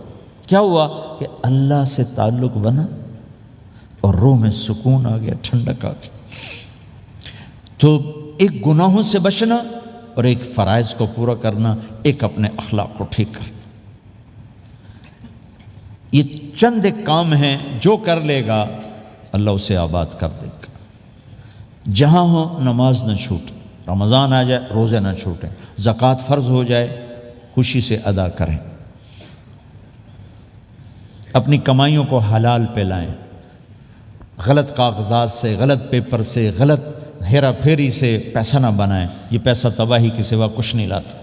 اپنی حلال کمائی کرو، کہ میرے نبی کا فرمان ہے جو صبح سے شام تک حلال کمانے میں تھکتا ہے اس دن کے سارے گناہ معاف ہو جاتے۔ سعد بن معاذ بیٹھے تھے، ان کے ہاتھوں پر اللہ کے نبی کی نظر پڑی تو ہاتھ بڑے سخت تھے، تو آپ نے کہا سعد تیرے ہاتھ اتنے سخت کیوں ہیں؟ کہا جی میں اپنے باغ میں خود کام کرتا ہوں، اس سے یہ سخت ہو گئے۔ تو آپ نے سعد کا ہاتھ پکڑا اور ایسے چوما اور کہا اپنے بچوں کو حلال کھلانے میں بچوں کو حلال کھلانے میں جو ہاتھ ایسا ہو جائے گا اس پہ جہنم کی آگ حرام ہو جائے گی۔ کہ بھائیو حلال، جھوٹ نہ داخل کرو، چاہے کتنے بڑے مفتی فتویٰ دیں کہ ٹیکس بچانے کے لیے جھوٹ بولنا جائز ہے، میں کہتا ہوں نہیں، سچ۔ 2 سودے ہیں، ایک طرف چند 100 پاؤنڈ ہیں، ایک طرف سچ ہے، جس کو لینا ہے لے لو۔ سچ کو لوگے تو اللہ کے قدموں میں چلے جاؤ گے، اللہ کے حبیب کی چھاؤں میں چلے جاؤ گے، اللہ کی چھاؤں میں چلے جاؤ گے۔ جھوٹ، ہاں صرف جھوٹ بولنا جائز ہے، 2 بھائی لڑ پڑے ان میں صلح کرانے کے لیے جھوٹ بولنا جائز ہے۔ میاں بیوی لڑ پڑیں تو بیوی کو منانے کے لیے خامند جھوٹ بول سکتا ہے، خامند کو منانے کے لیے بیوی جھوٹ بول سکتی ہے۔ اس کے علاوہ جھوٹ نہیں ہے، سچ کے ساتھی بنو۔ اللہ کی قسم وہاں سے رزق آئے گا جہاں سے وہم و گمان بھی نہیں۔ پھر آپ اس حکومت کو دھوکہ دیتے ہو جو آپ کی ہمدرد۔ ہماری حکومتیں تو خود بھی چور ہیں تو ان کو چور پڑے ہوئے، چوروں کو چور پڑے ہوئے۔ تمہاری حکومتیں تو چور نہیں ہیں تو تم پہ خرچ کرتے ہیں۔ ان سے بینیفٹ لینا ہو تو پیچھے ہو، ان کو ٹیکس دینا ہو تو کدھر لکھا ہے شریعت میں ٹیکس دینا جائز ہے؟ کیا لکھا ہوا ہے؟ آگے مفتی بھی بیٹھے ہوئے فتوے دینے کے لیے۔ جب ان سے نفع اٹھاتے ہو تو ان کو نفع پہنچاؤ، ان سے سہولتیں لیتے ہو ان کو سہولت پہنچاؤ۔ یہ تمہارے خرچ کرنے میں دیانتدار ہیں، ان کے ساتھ بددیانتی نہ کرو۔ مسلمان ہو اور دھوکہ، یہ 2 چیزیں جوڑ نہیں سکتی۔ اپنی عیاشی تھوڑی کم کر دو تو اللہ اس میں برکت دے گا۔ آپس میں کبھی اونچ نیچ ہو جائے فوراً صلح کرو، لڑائی پہ باقی نہ رہو کہ جی ہم نے بات نہیں کرنی، ہمارا سلام دعا ختم، ایسا کبھی نہ کرو۔ اونچ نیچ ہوتی ہے لیکن فوراً صلح کرو۔ ماں باپ میاں بیوی کٹھے رہتے ہیں تو ہمارا سسرالی معاشرہ بہت سخت قسم کا ہے، ماں باپ اتنی مداخلت کرتے ہیں بچے میں کہ ان کی زندگی تباہ کر دیتے۔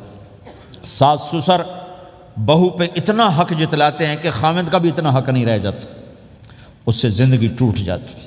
اگر سسر ہو بہو کو عزت دو، ساس ہے بہو کو عزت دے، بہو ہے ساس سسر کو عزت دے۔ لیکن اللہ کی قسم ساس اور سسر کا بہو پہ کوئی شرعی حق کوئی نہیں۔ میرے بچے کی شادی ہوئی، میں نے اپنی بیوی سے کہا بات سنو، ہم کسی کی بیٹی کو لے کے آ رہے ہیں، اگر ماں بن کے دکھاؤ گی تو میں یہاں اس کو لاؤں گا، اور اگر ماں بن کے نہیں دکھانا تو میں اس کو الگ گھر دیتا ہوں، تاکہ ہم اس کی زندگی میں دخل انداز نہ ہوں، ہم ان کی زندگی کو خراب نہ کریں۔ اگر کسی کے پاس الگ گھر دینے کی وسعت نہیں ہے تو وہ خود تو الگ ہو سکتا ہے کہ نہیں ہو سکتا؟ ایک ہی گھر میں رہتے ہیں، الگ گھر کی وسعت نہیں، تو دونوں باہر نکل جاؤ، بچوں کی زندگی سے باہر نکل جاؤ، اپنا ان پر حاوی نہ کرو، ورنہ آپ خود بھی برباد ہو جاؤ گے، ان کو بھی برباد کر دو۔ کتنی طلاقوں کے پیچھے ساس اور سسر ہیں، کتنی طلاقوں کے پیچھے میاں بیوی کی آپس کی بدتمیزی ہے کہ اس ماحول میں برداشت کرنے کا رواج ہی ختم ہو گیا۔ برداشت نہیں کرنا، بڑا نقصان سہنا ہے، چھوٹا نہیں سہنا۔ ڈائمنڈ کیسے بنتا ہے؟ ڈائمنڈ کاربن ہے، وہ ڈائمنڈ کیسے بنتا ہے؟ وہ پریشر کو برداشت کرتا، اللہ چمکا کے اسے ڈائمنڈ بنوا دیتا۔ تو نوجوانوں کے ذمے ہے کہ اپنی بیوی کو پروٹیکشن دیں ماں باپ سے۔ ماں باپ زیادتی کریں، سامنے آ جائیں، ہاتھ جوڑیں، پاؤں پکڑیں، بدتمیز نہ ہوں کہ ابا جی میں آپ کا حکم، اب مجھے اس کا کیا کرنا ہے، اماں جی اب مجھے فرمائیں میں کیا کرنا ہے، میرے ذمے ہے، اس کے ذمے نہیں ہے۔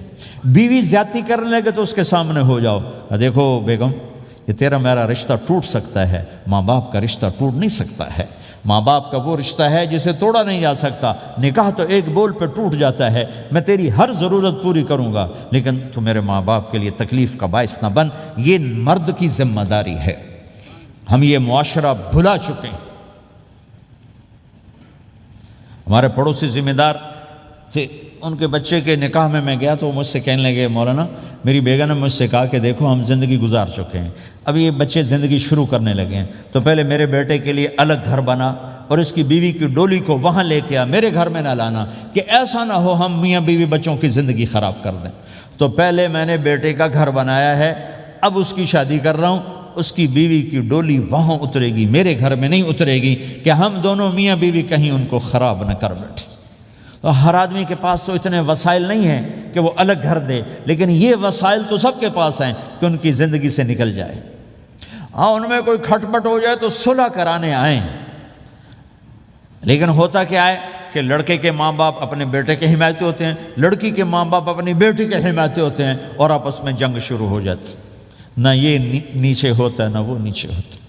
نئی شادی ہوتی، زندگی گزارنے کا پتہ نہیں ہوتا، ٹھوکریں کھاتے ہیں تو ان کو سنبھالنے کی ضرورت ہوتی ہے، لیکن ہوتا کیا ہے کہ ماں باپ اپنے بیٹے کے کان میں نہ بیوی کی شکایتیں لگاتے رہے، یہ کرتی ہے، یہ کرتی ہے، یہ کرتی ہے، اور وہ بچی کو اس کے ماں باپ کہتے رہے یہ کرتے ہیں، یہ کرتے ہیں، یہ کرتے ہیں۔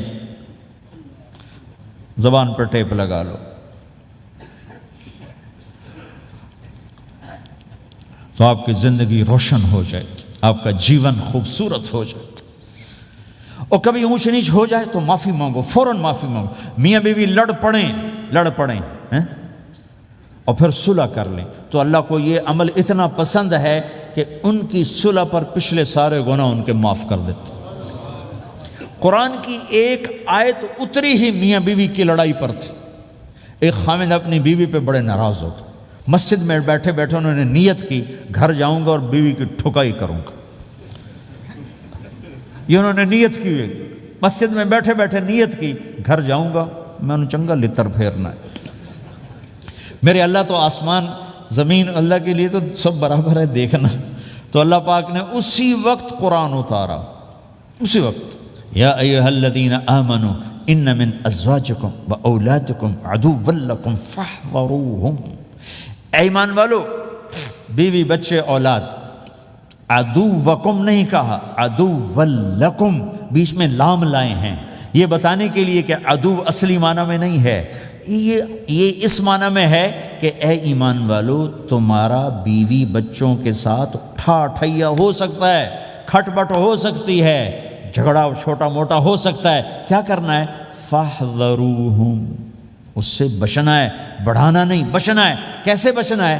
ان تعفو، اس جھگڑے کو بڑھانا نہیں، مٹانا ہے۔ وتصفحوا، اس کا اثر دل سے مٹانا ہے۔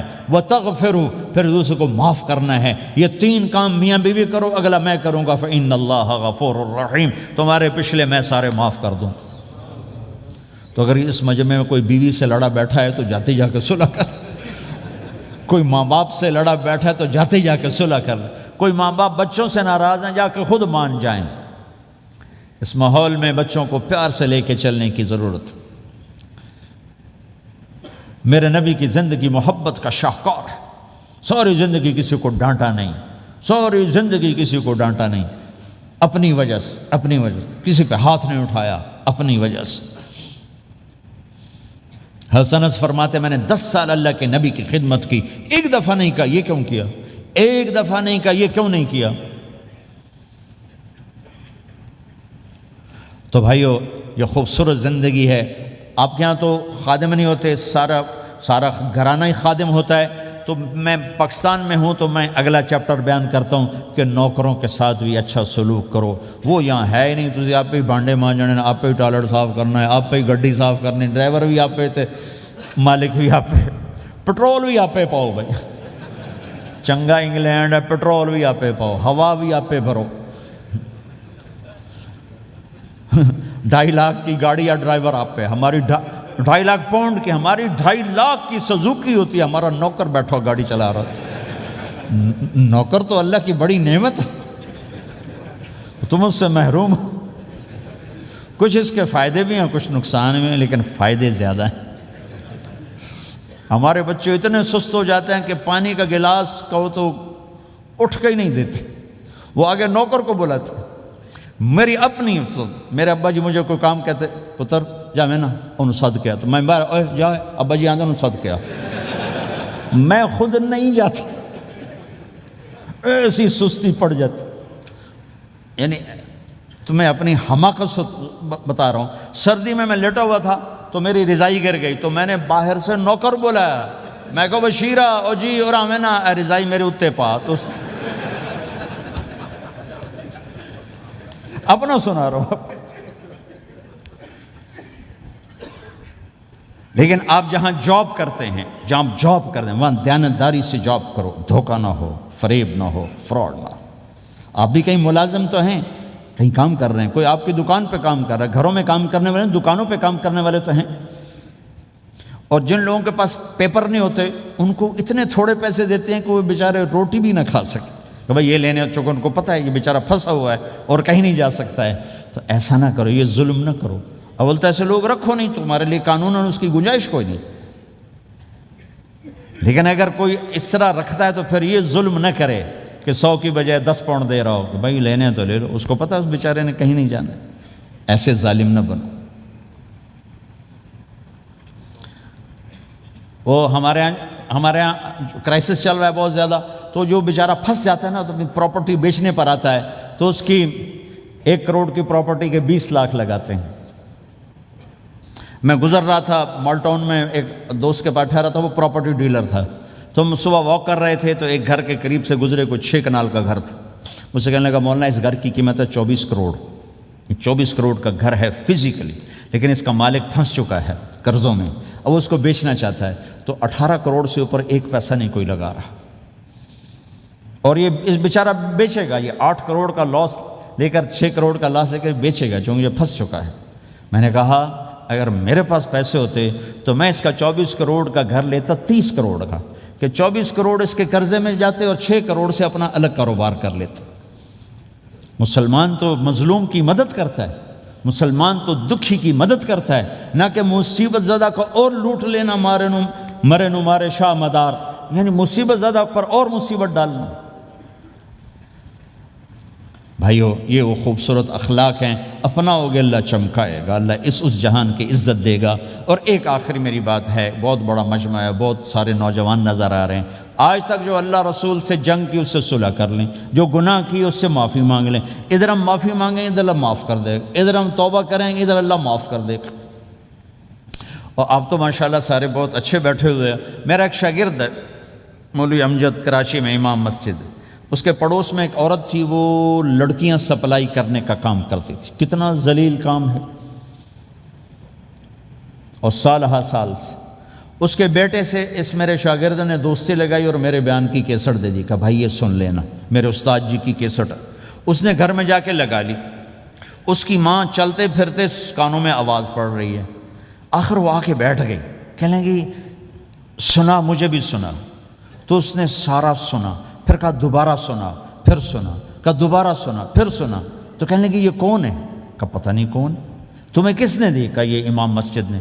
تو بچے کا ہاتھ پکڑا اور آ گئی دروازے پر. اس وقت لوگ تراویح پڑھ کے باہر نکل رہے تھے. کہنے لگے میں نے امام صاحب سے ملنا ہے. وہ آ گئے. کہا جی یہ کیسٹ آپ نے دی؟ کہا جی.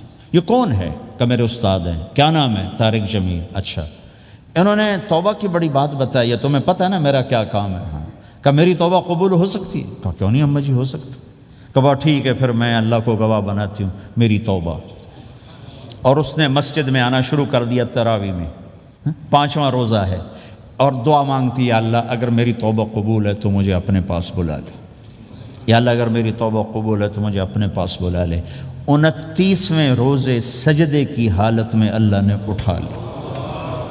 ساری زندگی کام کیا؟ لڑکیوں کی سپلائی، اتنا بدترین کام، اور موت آئی رابعہ بصری جیسی۔ یہ ہے توبہ کا کمال کہ اللہ کی رحمت سے کبھی نا امید نہیں ہونا چاہیے۔ اللہ کوئی تھانے دار نہیں ہے کہ اس نے چھتر پھیرنا ہے۔ اللہ کریم ہے، مہربان ہے، ہمارا دوست ہے، ہمارا رب ہے۔ تو جب کبھی خطا ہو فوراً توبہ کرو، فوراً توبہ کرو، انشاءاللہ ایک دن آئے گا کہ اللہ ہمیں اپنی توبہ پہ پکا کر دے گا۔ تو یہ نیت تو کرو سارے جتنے بیٹھے ہو، بوڑھے جوان، کہ پچھلے پر ہم توبہ کرتے ہیں۔ کرتے ہو نیت؟ کہو یا اللہ میری توبہ، پھر کہو یا اللہ میری توبہ، پھر کہو یا اللہ میری توبہ۔ اگر یہ آپ نے سچے دل سے کہا ہے تو آپ کو مبارک ہو، آپ کے سب گناہ معاف ہو گئے، سارے معاف ہو گئے۔ حقوق باقی ہیں، علماء سے پوچھ لینا ان کی ادائیگی کیسے کرنی ہے، گناہ سارے معاف ہو گئے۔ اور آئندہ اگر کبھی توبہ ٹوٹے تو پھر کر لینا، پھر کر لینا، پھر کر لینا، میرے رب کی رحمت پہ کوئی اثر نہیں پڑتا۔ لن تبلغوا ضری فتضرونی ولن تبلغوا نفعی فتنفعونی، یہ میرے رب کی صفت ہے۔ وہ کہتا میں نفع سے بھی پاک ہوں، نقصان سے بھی پاک ہوں، نہ کوئی مجھے نفع پہنچا سکتا ہے نہ کوئی نقصان پہنچا سکتا ہے۔ تو میرے گناہوں سے اس کو کیا گھاٹا پڑتا ہے؟ مجھے گھاٹا پڑتا ہے۔ لہٰذا جب بھی ہم معافی مانگیں گے وہ خوشی سے معاف کریں گے، جب بھی توبہ کریں گے خوشی سے قبول کریں گے۔ ٹھیک ہے نا؟ سارے نیت کرتے ہو؟ درود شریف پڑھو۔ اللہم لک الحمد کما انت اہلہ وصلی علی محمد کما انت اہلہ وافعل بنا ما انت اہلہ انک اہل التقوی و اہل المغفرہ ربنا آتنا فی الدنیا حسنہ وفی الآخرۃ حسنۃ وقنا عذاب النار۔ یا اللہ ہم نے توبہ کی ہے، ہماری توبہ قبول فرما۔ یا اللہ اپنے فضل و کرم سے اس کو پختہ فرما، اپنی محبت دے، اپنے حبیب کی محبت دے، اپنے حبیب کی معرفت دے۔ اس سب نوجوانوں کو قبول فرما، اس پورے شہر میں بسنے والے اہل ایمان کو قبول فرما، اس مسجد مدرسے کو قبول فرما۔ یا اللہ پوری دنیا کے انسانوں کے لیے ہمیں ہدایت کا ذریعہ بنا، ہمیں ہدایت کا ذریعہ بنا، ہمیں ہدایت کا ذریعہ بنا۔ یا اللہ ہم سے راضی ہو جا، ہم سب سے راضی ہو جا۔ جو ہمارے اہل و عیال مر کے تیرے پاس چلے گئے ان کی بخشش فرما دے۔ جب ہمارے جانے کا وقت ہے تو ایمان پہ خاتمہ نصیب فرما۔ یا اللہ ہمیں بیماریوں سے نجات دے، دکھ دردوں سے نجات دے، قرضوں سے پریشانیوں سے نجات دے۔ ہمیں کشادہ زندگی عطا فرما، ہمیں حلال کشادہ رزق عطا فرما، جسمانی ایمانی صحت مقدر فرما۔ ہر قسم کے دکھ درد ہمارے جسم سے چن لے، ہمیں عافیت صحت والی زندگی دے، اپنی اطاعت میں تھکنے والا بدن دے اور اپنے راستے میں خرچ کرنے والا مال دے، اور آپس میں الفت اور محبت دے، ہمارے اندر کے بغض نکال دے، حسد نکال دے، نفرتیں نکال دے۔ ہم سب سے راضی ہو جا اور ہمیں اپنے سے راضی کر لے۔ وصلی اللہ تعالی النبی الکریم، آمین برحمتک یا ارحم الراحمین۔ بھائی راستہ دے دینا، مسافہ نہ کر۔